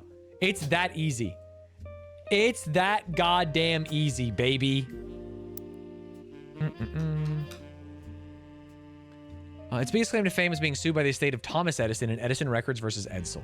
You also find new references to New Edison and Mary Beth Clementine on sites about old records. One collector says that the Holy Grail is a re-release of the old Rugged Cross. Says the first edition was originally published before she legally changed her name. That's what I'm trying to figure out. her original name. Another site claims the police had to be called to New Edison Records after its owner, Sterling Edison, got in a physical altercation in public, leading to a divorce. There are no cited sources or evidence, and the site's content seems user-submitted. There's an email address at the bottom and the phrase, "Send me your stories about old Hollywood," and I'll add them to the page. We have to find the old rugged cross, specifically in Modern Music Monthly. Mary Beth Clementine released the old rugged cross for New Edison. It was advertised quite a few times. When it was first reviewed by the magazine, it was listed as Mary Beth Quaker. Bang. Oh my God, Quaker, I hardly frickin' know her. Wait, 1, 2, 3, 4, 5, 6. Hello? I had 8 out of 12. I thought I only needed 4. I think you missed the baby in the updated tree to the right. Oh, yeah. What? Dude, that's so annoying. I forgot his name. Brian Jones? Yes. Baby's photo. Named after her grandmother, which ended up being very fitting considering she was born the night before Christmas. So her name is Eve. And grandmother was... Clara? Dude, is Eve a Binkerton? No. Evelyn. Oh, last name should be Jones. I never filled that in. Grandmother, huh? Let's go back. Named after the grandmother. Okay, guardian adopted. The baby's grandmother would be Caroline. What? Baby, mother, grandmother, Caroline Morden. It's Morden time. Carol then? Oh, Christmas Carol. Damn. Hey, that's maybe a little too much backseating, but I do want you to know that I feel stupid. I do want you to know that I feel stupid because I was like, she was born the day before Christmas. Her name is Eve. Her name has got to be Eve, man. All right, Carol Jones, occupation baby. He just can't stop. He just can't stop. These 4 entries are correct and have been locked. Bang, bang, bang, bang. And we finished possible infidelity 2, which the people will search. Ooh. He's back. Sam reached out to me finally. I think I have you to thank for that one. You're welcome, My family's boss. in a bit of a rough patch. Even though the candy is selling better than ever, everyone is fighting over the trust. No. The majority of us want to dissolve it. On paper, it seems like the right decision. The arguments about what to do next are endless and heated. More than a few root trees are worried about losing their wealth. I don't think we deserve it more than anyone else.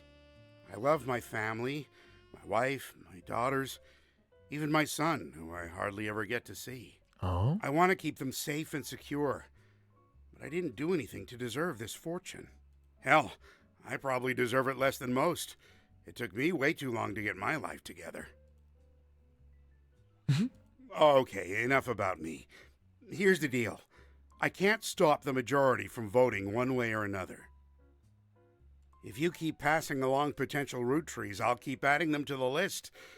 On the other hand, there's been some leaps forward in genetics. Oh? It may sound like science fiction, but we can actually determine who's in the family just by testing their DNA. I forgot this was in the 90s. What you've done so far has been very useful.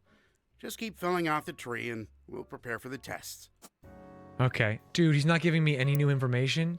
No, you're a piece of shit. No.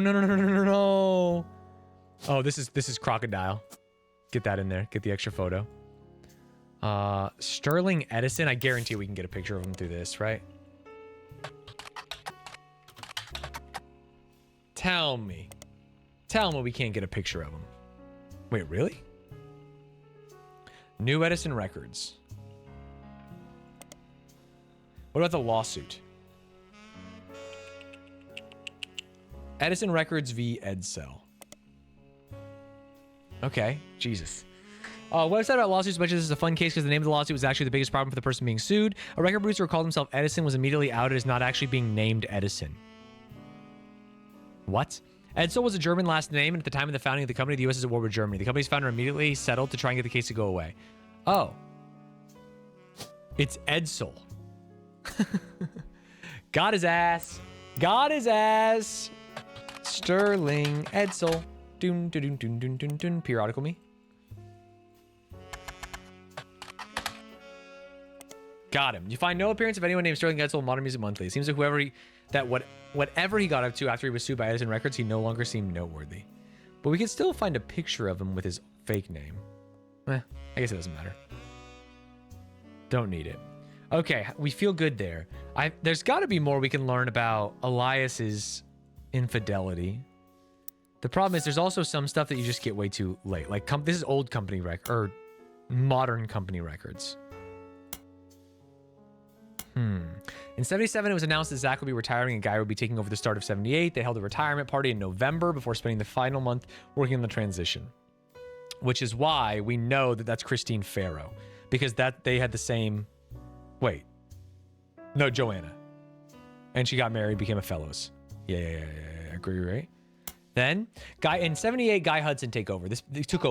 This began a particularly volatile period in the company's staffing. Many travel expenses were listed, and Guy began trying to develop new 5-piece flavors. The following changes were recorded. If he's trying to do new flavors, do you think he wants to name them after his kids? The volatility continued. Many new employees didn't tend to stick around very long. And then Guy Hudson died in May of 1982. So the first few months of that year continued along the same pattern as they had been. Things quickly changed when Ernie took over. Most of the extraneous expenses ended, and all the secretaries, most handpicked by Guy Hudson, were let go. Sam Madsen left Roottreemania in 84, so this is the last set of books you have access to. So the secretaries that left here are probably other women that he cheated with.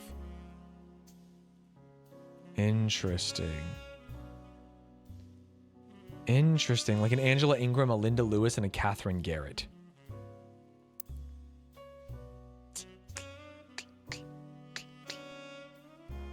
Fucking interesting, man.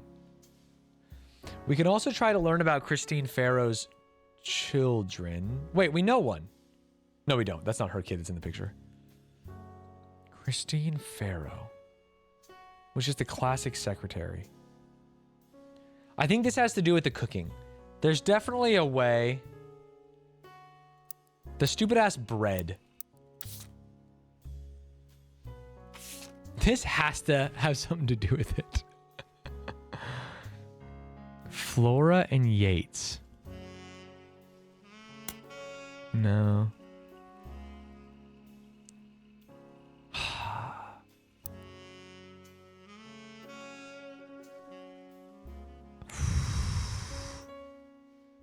If I go down, metagame me for a second. No Flora, a Flavio. What about last name? Nope, Flores. Okay. Dude, we need 8 more. Shit, we need hella information. Gulp. We also don't know who the final affair was with. It would be the youngest of the potential new Rootrees. Like, this is a literal baby. So this would be like a child. Although this guy's pretty young. And that was with an early secretary. Wait. Does this add up? In 75, because he said he was 17 in 94. So let's say in 75 plus 17 means 92. Yeah, the age thing is kind of weird. Can we add extra Guy Hudson photos, or is that not necessary? Yeah, we can add extra Guy Hudson photos if you want. Why does that one have like a weird thing there? I've already used him. Oh, they're saying that I've already used him. Got it. Right there.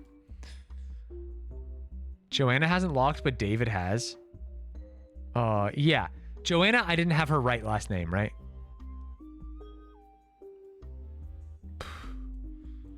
Yeah, we could search the secretaries that left, but the whole thing basically gave me a warning. Well, one thing I think we need to do is find the, look into, it seems very important. Where was it? It's like the most valuable thing is Lauren's diaries. So maybe, let's like look up Lauren Roottree. And maybe she'll have an update. Whoops. Yep. In the wake of Six Pieces release, Lauren Roottreemania, author of A Life Between Wars, was tracked down by a reporter as being in one of the most upscale memory care facilities in Pittsburgh. She was relocated back to Pennsylvania when she began suffering from Alzheimer's. Damn. There was a minor backlash. She should have locked by now. Didn't I just change her? We have not searched any of the Portland stuff, which is great. There's a minor backlash towards the reporter that tracked Lauren down because they were caught standing on a ladder and holding their camera over the privacy wall to take a photo of Lauren and their son Clark sitting on a bench outside a small pond. I mean, new photo. Yeah, let's actually just search Portland periodicals for his mother's name. Joanna Robertson. Is that crazy? Do we have Portland here? We do. Is that how you spell it? Fuck, I can never remember how to spell names. Nope, Joanna. I spelled it wrong. No. What about 5Ps, but the Portland Telegraph? Since Felix Fellows, aka 5Piece, was confirmed to be a Roottreemania, there's been a myriad of articles in his hometown newspaper that mention him. Nothing appears to be new information. I'll rehash the News Time article. The newspaper's music critic did review his latest album. They gave it a 3 out of 5. Interesting. Portland Telegraph heroine. Portland Telegraph Joanna. What else was in Portland? This guy was in Portland. She moved her family to Portland, no? Joanna Robertson? Unless it wasn't Robertson. We think it was Robertson because we checked against the logs.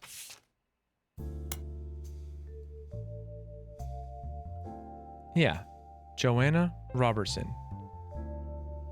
But could she have been married? Wait, did we say the other guy's name was Robertson? No, he's Fellows. Yeah. Are we sure that's the right photo? I mean, we're not. This guy says it's a photo of his mom. So, like, it could be wrong, but it would be crazy.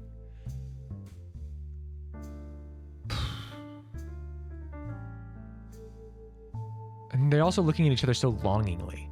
So I feel good about it. Yeah, it came from a shoebox. Ruby was the other? What, for Portland? What was her name? Ruby what? Bro, please.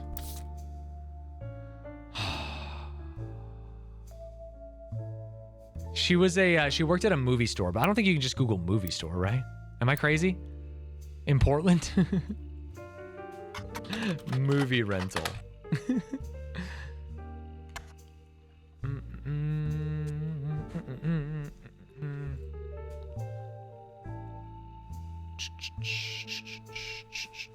Her latest job wasn't secretary. No, she was a movie rental clerk, and she died of a heroin overdose. But I don't know how I would find that. Besides Portland Telegraph, death. What do you call that? In memoriam. Memorial. What was his actual name? David Fellows. Wait, what? What? Fellows? Is that what I did? What? I guess we can do Felix. Yeah. But it's the same one. And we did Team Blast, right?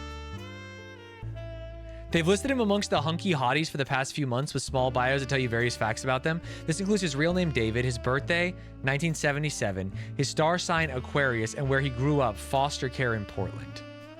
A letter to the editor also claims it's not possible he was born in 77, as he claimed on a Song 17 magazine he turned 17 in 92. The editor responds with a statement they've reached out to his agent to ask about the song, and we're told it wasn't performed by 5Ps and they shouldn't print rumors. Whoa. Whoa.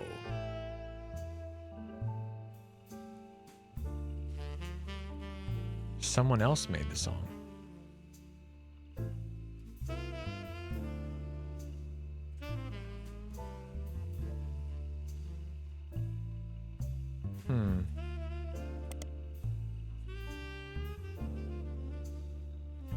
What was his old name? It was like Dirty Davy or some shit. David Dirtay. Davy? Davy Dirtay? No, it wasn't. What was his fucking other name? God damn it. 5 Bs.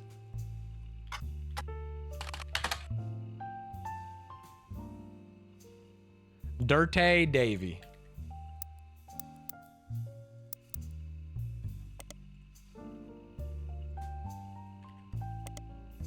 Oh, Fountains of Youth. You find an article about the dedication ceremony for the local Portland landmark called the Fountain of Youths. Apparently, at the unveiling of the fountain, the mayor of Portland made a speech, and there were performances by multiple local entertainers, as well as a ribbon cutting from the people most instrumental in bringing the fountain into fruition. The article calls out that all the performers and speakers, with the exception of the mayor, were foster care alumni, and most of them grew up together as close friends. This includes poets, musicians, and dancers. Dirty Davy was listed as one of the musicians. Someone else from foster care in Portland. Ruby? Let's look up the Fountain of Youths. Also known as Foster Fountains, a fountain found in a small park in Portland. All proceeds from change thrown into the fountain are donated to the foster care system. A website for Portland's Park and Recreation mentions under a trivia section the Fountain of Youth was originally conceived by... Well. Look who we have here, Ruby. You've got your stinky little dirty fucking hands and everything, don't you? As more business signed on the sponsors grew in scope, even beyond Spratt's original hopes. Wait, Ruby Spratt? Oh, is that her name? Ruby Spratt? The fountain is unique because it has special targets that visitors can aim their coins towards. If a coin lands on one of these targets, each of the sponsor businesses matches it. This isn't a huge amount of money from each business, but more than 100 businesses have agreed to participate, so each penny becomes $1 based. Ruby Spratt, but now we look her up in Portland specifically. Yes! Got her ass. Ruby Spratt was featured in the Portland Telegraph when she was in high school in an article called Local Teen Making Change for Foster Care System. According to the article, Ruby Spratt grew up in the foster care system, who was apparently the valedictorian of her school and was a Girl Scout who, at the time of the article, was earning her Gold Award.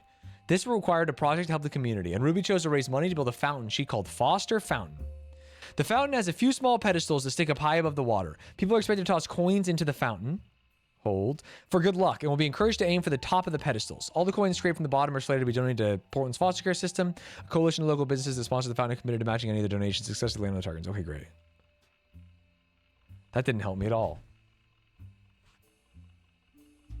That didn't help me at all. She was valedictorian. Huh. Valedictorian for Portland Telegraph does nothing? No. Ruby Spratt. Ruby. What's he doing there? Ruby.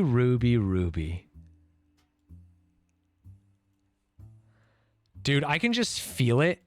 I can just fucking feel it that like Ruby, no, the married foster, that Ruby is down here. I can just freaking feel it. Or, well, she can't be younger than him. Ruby. Ruby. Okay, there was an Elizabeth Roottreemania. I think we need to go through this again. Cover Lauren Roottreemania, Miracle Roottreemania, Jim Roottreemania. I mean, I think it's literally we just fucking bink them again. Yeah. In the wake of 6 pieces, Lauren Roottreemania, author of A Light Between Wars, was tracked down. Oh, that was the... She was the one that's losing her freaking mind. Miracle Roottreemania we looked up. Let's go Jim Roottreemania.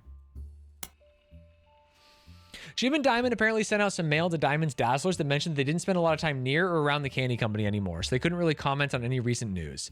A Best Of album did get released to CD during Roottreemania, and while neither of them have performed recently, the couple did do a few signings at local record stores near their estate. During question and answer sessions, Jim has stated he hasn't been quite inspired to write any new lyrics. As far as you can tell, Jim and Diamond's marriage is still doing just fine, and there have been no rumors of infidelity. Interesting.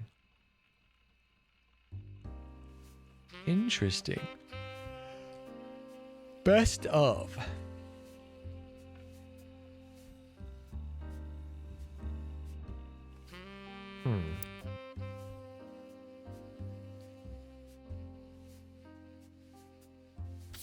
Yeah, what's our later presidents? What about Ernest Madsen Jr.? Like, what's he? Oh, he's dead. He's the... Wait, no, he's not dead. He's chilling. Let's just see what he's up to.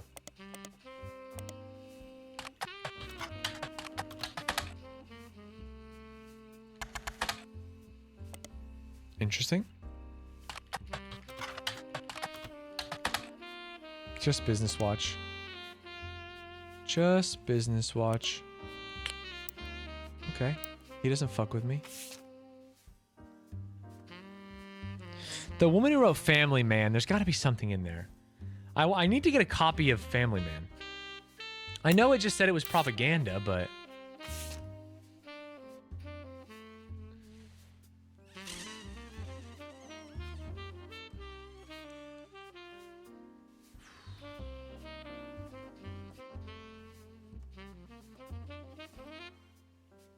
Interesting. But there was a reissue of it. Is there any world where... Shit, what was her name? Cicely Sanchez? Oh. Look. It was not.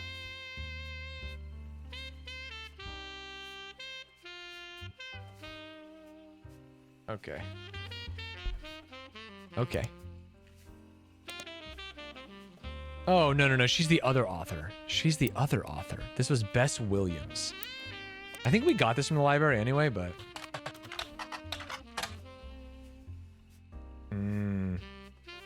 There's an older version? Show older. Oh. No. Okay. I mean, maybe this is her. Maybe this is Bess. Maybe that's why she wrote the propaganda. How do we learn more about Bess Williams? Oh, Miami. Died in a hurricane.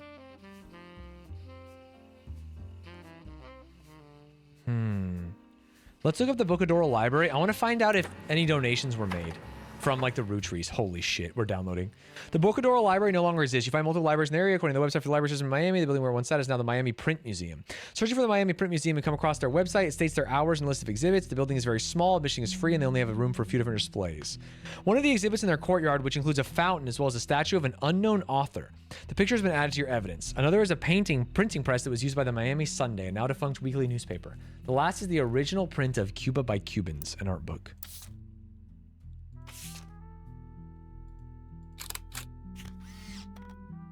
Who the fuck is this?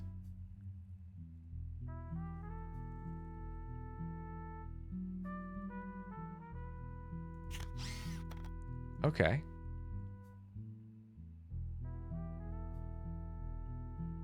I feel like that's Beth, and I feel like Beth is part of this chain.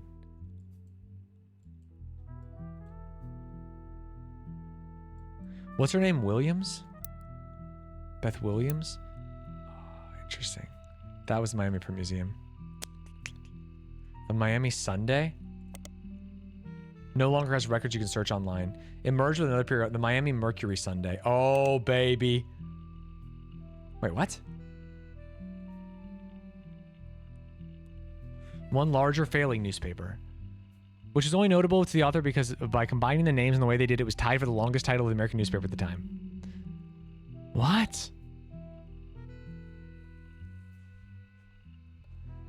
So I didn't unlock a new periodical? That's fucked up.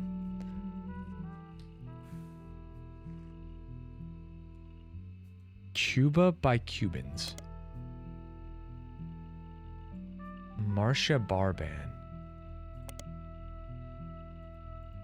Maybe it's her statue.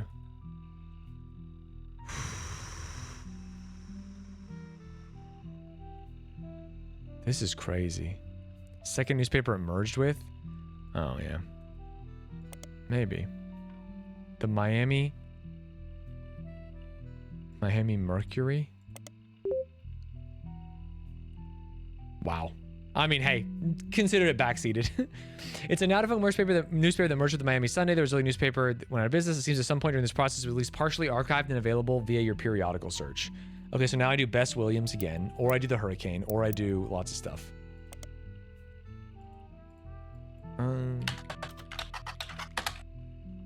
Nice. The Miami Mercury had an article about the best Williams section in the Bocadoro Library when it was being built in 1928. It mentioned that Bess's young son, now an orphan, was in attendance during the dedication. It also had a later mention from 1949, the last year the paper existed, about a bidding war for a planned expansion of the library in 1950. The bidding was won by Wildcat Construction and included a new statue, fountain, and second room that would double its shelf count. It's definitely her, and this is definitely the first line. It's listed in some historical records as having worked on many buildings in Miami, Florida. Okay, well, it's definitely periodicals.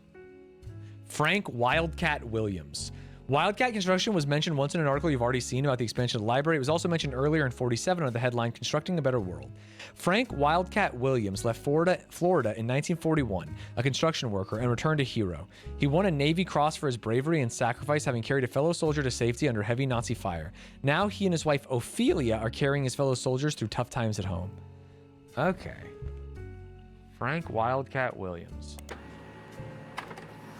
Whoa. He was awarded a Navy Cross. Being struck in the arm with a bullet, he managed to carry a fellow soldier through enemy territory on his shoulders for over 2 miles.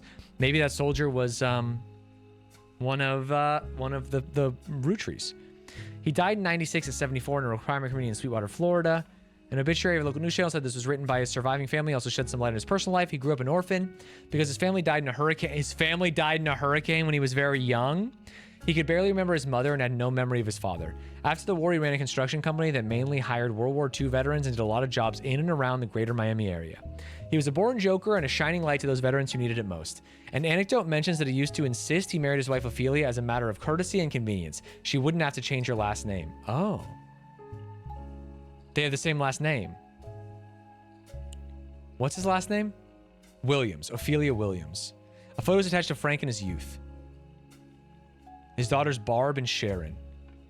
Okay. Give me Ophelia Williams. Give me Ophelia Williams here. Oops. No. Hello? My W key's broken? That's why I'm taking so many L's? Oh, fuck. Okay. Where's the picture of him? Okay, in front of the statue of presumably his mom. So I think this is Beth. Adopted? No. Is this Beth then? Oh, did I spell Ophelia wrong? Wait, what? Where did she go?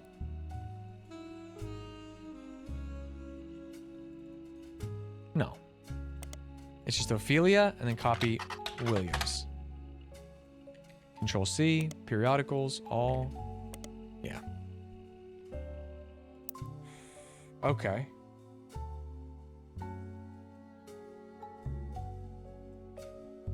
Maybe Guardian. Then this would be... Well, no. This would be Wildcat. Well, no, because did he get divorced? What the heck? What the heck? Okay, we know there's a lot of Wildcat shit there.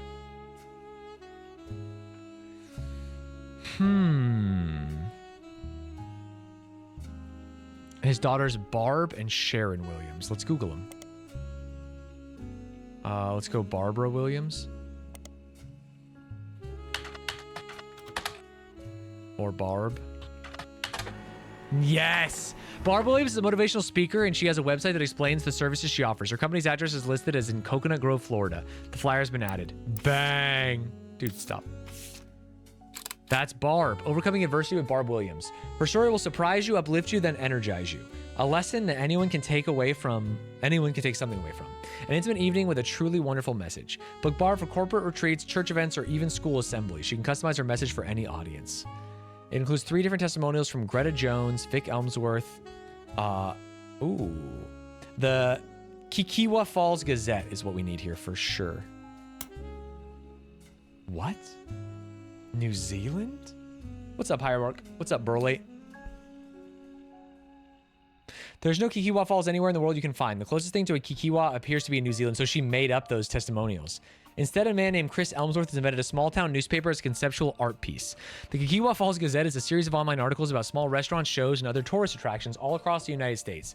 This is presented as a monthly newspaper of small-town America. What the fuck are you talking about, Chris? What makes the Kikiwa Falls Gazette a bit strange is that amongst the articles detailing real locations are occasional stories that present outlandish, inflammatory concepts in extremely mundane ways.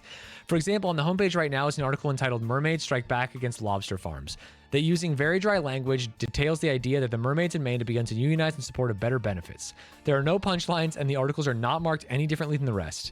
Unfortunately, each current issue of the paper is presented on the homepage. There are no archives of older issues. What? Huh. What if I go Chris Elmsworth in the juicer?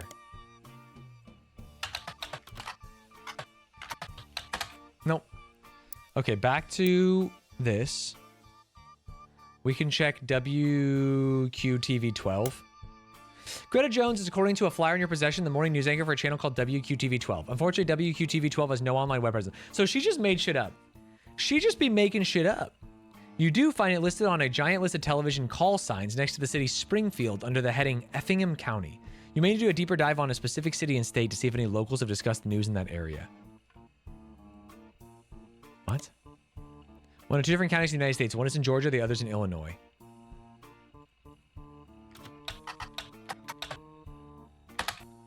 Springfield's in the capital of Illinois, but after perusing some of the results, you find that it's not located in Effingham County. Okay, Georgia. There is a Springfield in Effingham County, Georgia. What the fuck? When you refine your search to television in and around Springfield, Georgia, you come across a website that lists different channels available there. The list seems to only feature broadcasts with female news anchors. The person who runs the website is ranked each using 3 categories. None are relevant to journalism. Oh no. One of the entries is Channel 12. The news anchor listed is Greta Flores. Aha! Greta Flores is a news anchor who apparently used to go by Greta Jones before her divorce. Compared to the ordeal you've gone through to simply figure out her current name, it's way easier than you expect to find that she has a website of her accomplishments. She was apparently the MC for an all-female speaking tour in 1977. The tour was called Storytellers of Sisterhood, The Mothers and Daughters of Earth. You do a search for it, and it seems some of the stories were compiled into a book simply titled 25 Stories of Sisterhood by Ayla Hale. Ayla Hale. Ayla Hale. Nice. This is an anthology of stories told in a few different Storytellers of Sisterhood tours. It contains direct transcripts of the most well-received stories told on stage. Ayla Hale is an editor, not the sole author. One of the stories by Barb Williams has been added to your evidence. This is Barb. Barb Williams had the transcript of a story she told on stage published in a book. The first part of her story focuses on 2 16-year-old girls. My sister Sherry was always a brat, always sulking, often disobedient, never on time. She borrowed things without asking and even ran away from home only to sneak back the next day like nothing had changed. My daughter Sharon, on the other hand, her sister and her daughter, on the other hand, was a beautiful person. She had excellent marks in school, was intensely artistic and creative, and even volunteered at an animal rescue. She continues to tell stories of the 2 girls until she shifts the narrative. What was the difference between Sherry, the brat, and Sharon, the beauty? Is it nature, nurture, a better education, different opportunities? The answer is nothing. There was no difference because my sister and my daughter are the same girl. What the helly? Barb reveals that her daughter was the result of an unexpected pregnancy when she was only 15. Wait, what? Her sister and her daughter, doesn't that... Oh no. I met a boy at a county fair. Unlike us, he lived in the nice part of town. Oh, wait, that could be her brother. It doesn't necessarily mean... Wait, what? I'm trying to understand. No. It has to be her dad? Am I misunderstanding this? Unlike us, he lived in a nice part of town. He went to a good school. To a teenage girl, it felt like a fairy tale. But there were boxes all over his house. He was moving in 3 days. Those 3 days were heaven to me. The final night, he surprised me. He told me he could actually see me soon. He planned to return to visit his grandparents. I thought I was giving him a reason to keep his promise. I never saw him again, and when I finally got desperate enough to ask around, a friend told me he hadn't even given me his real last name. Barb also talks about when she found out she was pregnant. I was convinced my life was over, but my parents, they took charge. I had to live at home and work a part-time job, but they removed the burden of motherhood. I managed to scrape out a degree in English, and as far as my daughter was concerned, I was her much older sister. Barb uses the story to come to a conclusion. When I was younger, I thought my sister was the brat, and I wasn't wrong. But she ran away from home to work at that animal shelter. She borrowed my clothes for presentations at school, and her creativity allowed her to open up Sherry's hair. It took me far too long to realize the beauty was always there too. In fact, the brat and the beauty exist in all of us. It was my inner brat that kept me blind to the truth. And I like to say it's the beauty in me that's finally able to see what I was missing. I implore you to call upon the beauties in yourself whenever the brat tries to take hold. Never mind. Her parents raised her as a sister. It wasn't biologically her sister and her daughter, because that only has one formulation. Sherry's hair me? Yeah, that would be way worse. There's a Sherry's Hair in Orlando. The owner of the business is listed as Sherry Jastrzemski. She has a large van and on weekends can bring the style of Brittany, Christina, or even Rachel to your door. The About Sherry section is very, very long and presented as one paragraph with multiple run-on sentences and no pictures. You get the sense that if she was to do your hair, she'd be doing a lot of talking. It mentions that her husband, Pete, was her late husband's college roommate. She and he had never spent any significant time together until she became a widow and they built a charity together. They left the charity behind because it was growing beyond their ability to run it. She also brags about her kids, Tony, Mark, and Cricket. Her oldest, Tony, seems to get the short end of the stick. His two listed accomplishments are that he's the oldest and he's a straight-A student. Mark, on the other hand, has multiple baseball accomplishments listed. Apparently, his Little League team is nationally recognized. Cricket York is near the end and has an entire section dedicated to her. She's an actress on a local television show called Liberty Library, and the reason Sherry relocated from Miami to Orlando. Sherry, in addition to being hireable to come do your due, was a stylist for the show. The passage also mentions that her agent recommended they change the last name to York since it was easier to pronounce. The rest of the section describes how she got the part. Okay, well, let's check out Liberty Library. There's like a lot of shit here. A children's show in Orlando. Multiple adults and children interact with different animal puppets in a small town called Liberty. Unlike popular shows of the time involving non-human performers, this one isn't funded by the public. Instead, it's paid for by donations from business related to education. This includes textbook manufacturers like Corithmetic, tutoring companies such as EduC82U, and a few well-known publishers. From what you can find, it's syndicated in a few markets across the southern United States and in New Hampshire for some reason. Like most other children's entertainment, many of those that grew up with it tend to have fond memories. That works in your favor because the show has been documented by a few fan sites. There's a Liberty Library web ring, though it only has 3 entries. You click through the sites in the web ring and find that Cricket York joined the cast in '97 at the age of 5 and is still listed as a current cast member. A picture of Cricket from one of the first episodes has been added. That's Cricket York. Okay, divorced, first husband, second husband, Cricket. This is Cricket York. Thoughts? Should she be Cricket York or Cricket Yablomensky? Yetrzymski? What the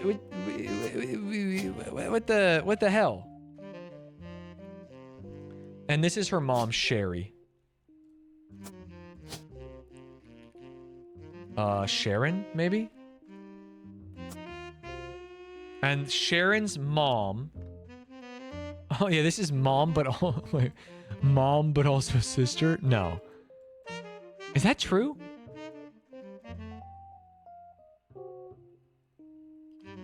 Actor. It's got to be Jastrzemski. Guardian adopted. Got it. Split up. Oh, she split up with this person, John Doe. Okay, so this is. Wait, Sherry was Sharon. Hold, stop. Yeah, adopted. This is Sharon.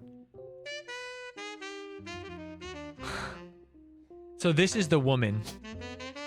The speaker. What was the speaker's name? Barb Williams. Was she married? Well, give me Barbara or Barb. Barbara. Occupation speaker. Public speaker. And we didn't get a picture of Sharon, unfortunately. In her little novel she wrote, Barb Williams. Sherry and Sharon, different girls, boy in town, grandparents. Sherry's hair. Okay. Can I say something crazy? Where the fuck does the hammer construction guy come into this? Also, these are the other siblings. The oldest, which we know are on Sherry's hair. Go back. Sherry's hair. Tony, Mark, and Cricket. So this is Tony. Anthony, maybe? Anthony. And then this is Mark. Is it Mark with a C or Mark with a K? Mark with a C.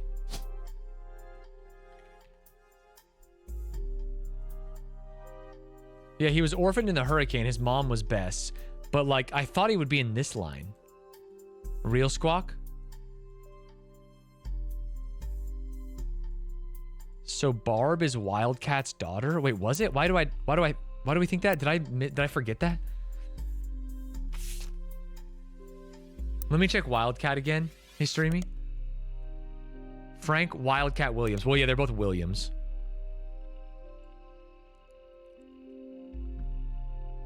He is survived by Ophelia as well as his daughters Barb and Sharon. Okay, yeah, that's Sharon, but it's not really his daughter. This is Ophelia. So this is Wildcat. This is Wildcat. We got there. Frank Wildcat Williams. And she's Ophelia Williams as well. Because they said they had the same last name. What a meme. Now the question is she Barbara Williams then? She is on that thing, but that's her maiden name. Yeah. And this has got to be Sharon Williams. From the hair. Great.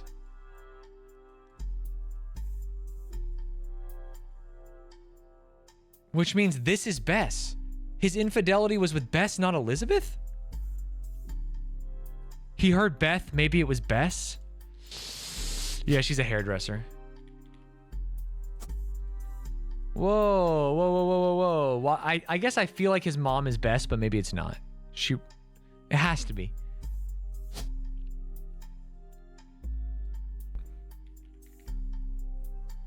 Right?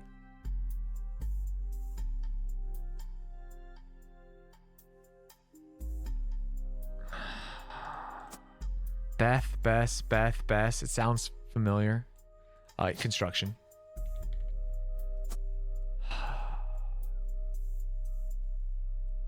Did we get the updated version of the Lauren book? Didn't we try to?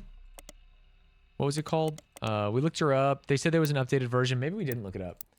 What was her name? Lauren Roottreemania. That'll tell me her book again.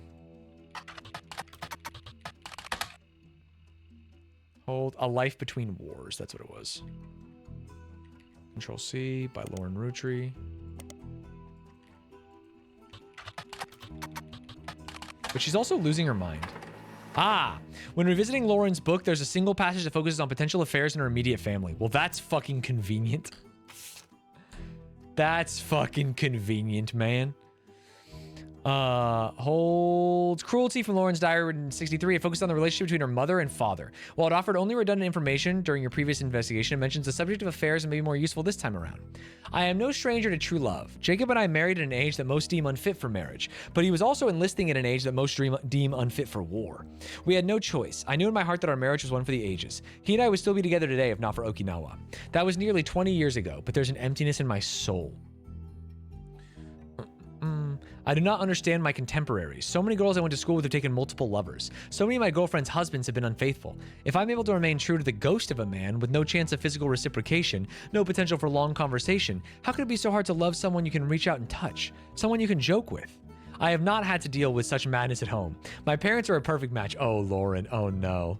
In the worst way. Oh, no. My mother's cruelty is a perfect fit for my father's general spite. In turn, Pop's status enables her incessant need to gloat and feel superior. I have grown up with her cruelty and disdain for others my entire life. Even my family remains unspared. They make fun of my grandpop and his family sayings, blood is thicker than syrup, but nothing's thicker than Elias. They mimic Grandma Gwyneth's lisp and see her kindness as a weakness. Eliath, please remember them. Wait, is it actually a lisp thing? The girl who had, you weren't joking. You said the girl who heard it had a lisp. I thought you were doing a meme. What the fuck, Beth? It's Beth. Holy. I can say without a doubt in my mind that my parents have never had eyes for anyone outside their marriage. They're too self-centered to look astray. This game was developed by a longtime Day 9 viewer. Wait, really? That's so sick. That's insane that you have to put the lisp together. Bess. I think we would have got there because like there's no other reason for Bess Williams, author. And then we just need a picture of Bess Williams. How do we find one? Oh, I have a picture of Bess Williams. Oh, yeah, baby. Oh, okay, we finished the left side of the tree. We got Frank the Wildcat. We got Cricket Yastrzemski. Oh, the other kids. Okay, that's fine. That's fine. That's fine. That's fine, because these... We don't have pictures, but they're also Yastrzemski. No, their first marriage.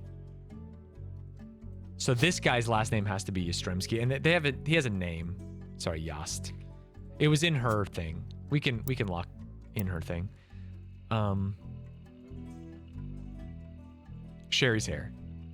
Hold show about Sherry. It mentions that her husband Pete was her late husband's college roommate, so it's Pete Yastrzemski. Or Peter. And it was his roommate. Her first husband was his roommate. Whoa. And they started a charity together. Now, when we looked at charities, we saw a list of charities. EduC82U is a tutoring service. They have a deal with Liberty Library and feature some of the actors from the show and pictures on their website. According to the site, they provide tutoring for all the actors and actresses on the show to accommodate their shooting schedules. Nice. Included is Cricket York, who's seen in a photo labeled Cricket, and her brother is ready to learn from one of our talented tutors. Let's go. I mean, that's just easy freaking pickings. So we have older brother. We have second picture of Cricket. We have older brother. We have younger brother. We just need to find their last names. What is the other nonprofit? Corithmetic. Math Textbook Company, they were in the news when a primetime news program did a full comparison of their 4th edition and their 5th edition. Schools were complaining that the two editions seemed remarkably similar, but they were charging almost double. Classic. Between the two books, there was only 16 total changes. The most noticeable was that the cover was changed from a picture of a water droplet creating concentric rings on a lake to a close-up of a feather. This is just actually comedy. Damn.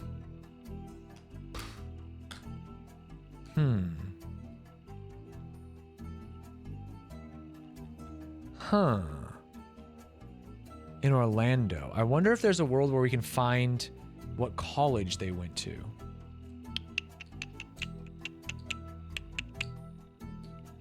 Liberty Library, Sherry's hair, her first husband.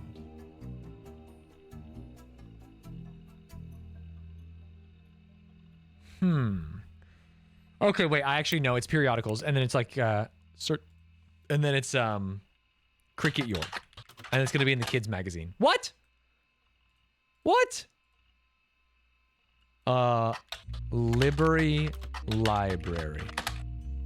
Okay. That's fucked up.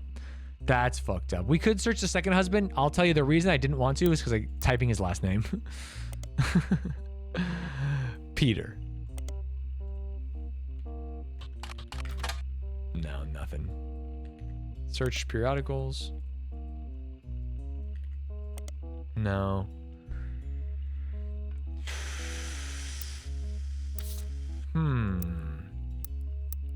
Interesting. Dude, we're so close to done with this line. We just need a picture of Sharon Williams, which I don't know if we've actually just searched that.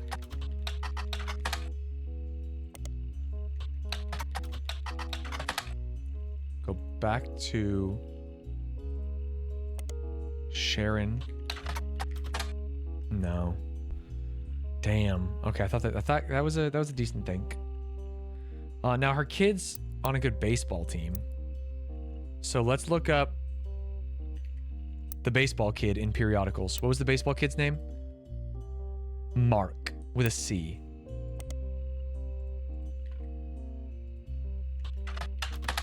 What? You're fucking kidding me. Okay, they hate me. They freaking hate me.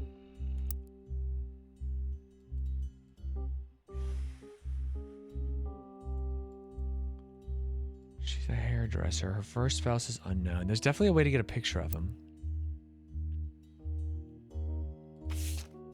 There's definitely a way to get a picture of him. They started a charity, but it's not one of the charities in there. Unless we can get more information on EDU, whatever. One second. This. And then we go periodicals. Because they shuttered it, right? Whoops. Oh, come on, dude.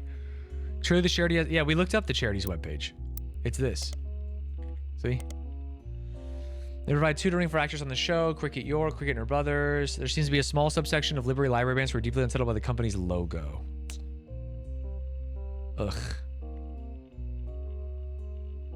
Ugh.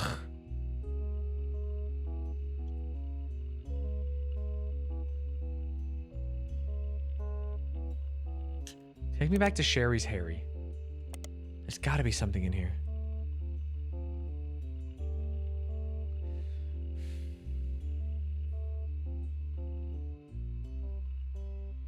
No. No. No, it didn't mention that the baseball team has multiple baseball accomplishments listed. Apparently his Little League team is nationally recognized. I mean, I could search like Little League World Series. But I don't think that's it. Oh, man. Dude, it feels like we're kind of close. There's not actually that much going on in this expansion. We're almost there. Also, this is wrong. Something's wrong here. Let's take away Robertson. And honestly, let's take away the picture. But I think that is her picture. It has to be a picture. He has it. It's just a different last name. Which should be in the confidential. It should be in the confidential. Joanna Robertson.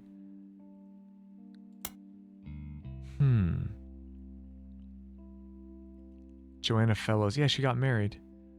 What was her job? She was a secretary.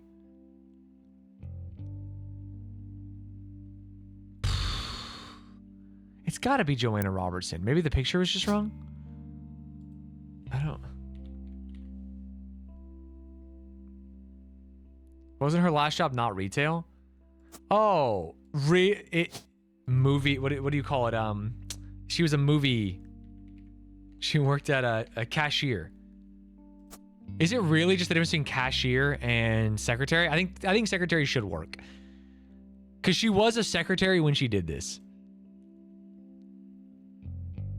I think it's ridiculous to be looking at the affairs of someone and being like, well, actually, 30 years later, she was a cashier. And it's like, well, fuck you. That's like the dumbest pedantic thing. It's not, in fact, it's worse than pedantic. It is anti-helpful. Okay. We'll put cashier in then and see if it works. She's dead, so does her job matter? Yeah, and we're trying to figure out like the infidelities and when they happened. It matters. It matters.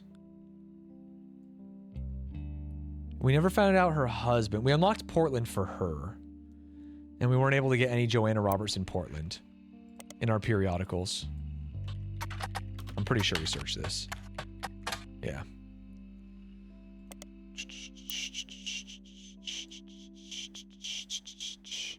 Okay, we need Sharon Williams, Orlando. We can do Barb Williams. We learned about that. She went to college with this guy. Does it say that she went to college in Barb's thing? In her story? No, not the fucking loaf. Get me away from the loaf. It said something about art. She ran away from home to the animal shelter. She borrowed my clothes for presentations at school, and her creativity allowed her to open up Sherry's hair. It took me far too long to realize beauty was always there too. No. I thought maybe she would say where they went to school. Gulp. Wait, also saying John Doe. is kind of crazy. I guess it doesn't matter to the story though. Shit. Ludwig, the streamer, I know him as a salesman because he did that 10 years ago. Stanz probably. Brother, if we were talking about... you're actually being so ridiculous about it. We're talking about affairs that a man in power, a president, had over his secretaries. We've got a goddamn predatory ring of secretaries. And you want me to mark this she's a goddamn Blockbuster cashier? What are we talking about, man? What are we talking about? It's always their current or last job. Yeah, I just think that's kind of goofy for this new world we're living in. I'm not saying that's not how the system works. I'm saying that's a little silly.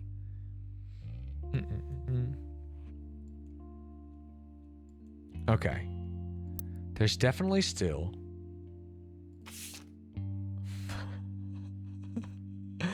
There's still a lot about Cicely Sanchez that we need to figure out.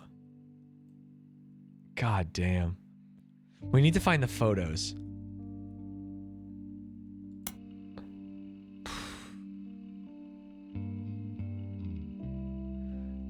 How?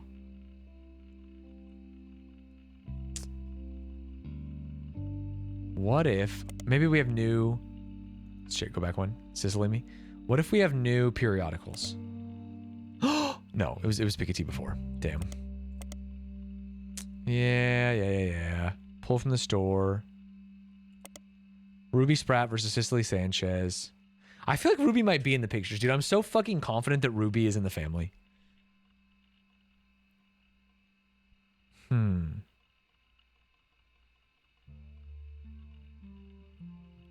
The fact they want the most recent job but maiden names is so funny. Don't get me started. Don't get me goddamn started.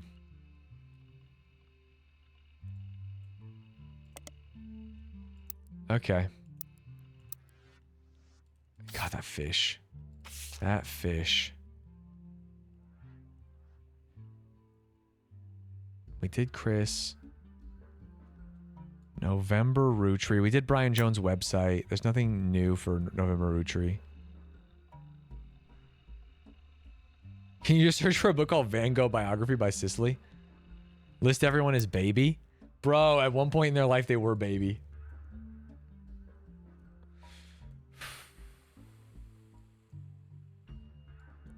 Guy Hudson. I think we'll consider 1, 2, baby 1, and a half filled in as good for the day. As good for the day. I feel good about this, and I'm pretty sure this is right. We just don't know the original fellows. We need to know 5P's dad's name, but that's fine. We're also... Oh, this is probably not a picture of this secretary. Oh, also, maybe she did something else in her life. Oh, it's gonna not count secretary. It's gonna not count secretary because technically she fucking sold candy later in life. That is so annoying. No. Christine Farrow was hired. No longer because Christine Garland. When did Christine Garland leave? Christine Garland no longer works. All right, now I just gotta find Christine fucking Garland somewhere because he doesn't want her to be a secretary. Oh, man. Oh! Antonelli's. They got married. Trying to save up money to move to Boston and open their own restaurant. Fuck it. Let's say she's a restaurateur. There's no restaurateur? There's only chef. Ah, shit. That could be her picture. And then maybe she's just something else. Waitress? I don't know. I don't know, man. Okay, I gotta get out of here. My brain is melting. I appreciate you all watching. We will solve the infidelities of the Roottreemania family in the future. Very happy that this one came together so quickly. And this one, honestly. We just need the cascade of Guy Hudson. You get one non-Roottreemania in here and everything falls apart, bro. That's all I'm saying. That's all I'm saying.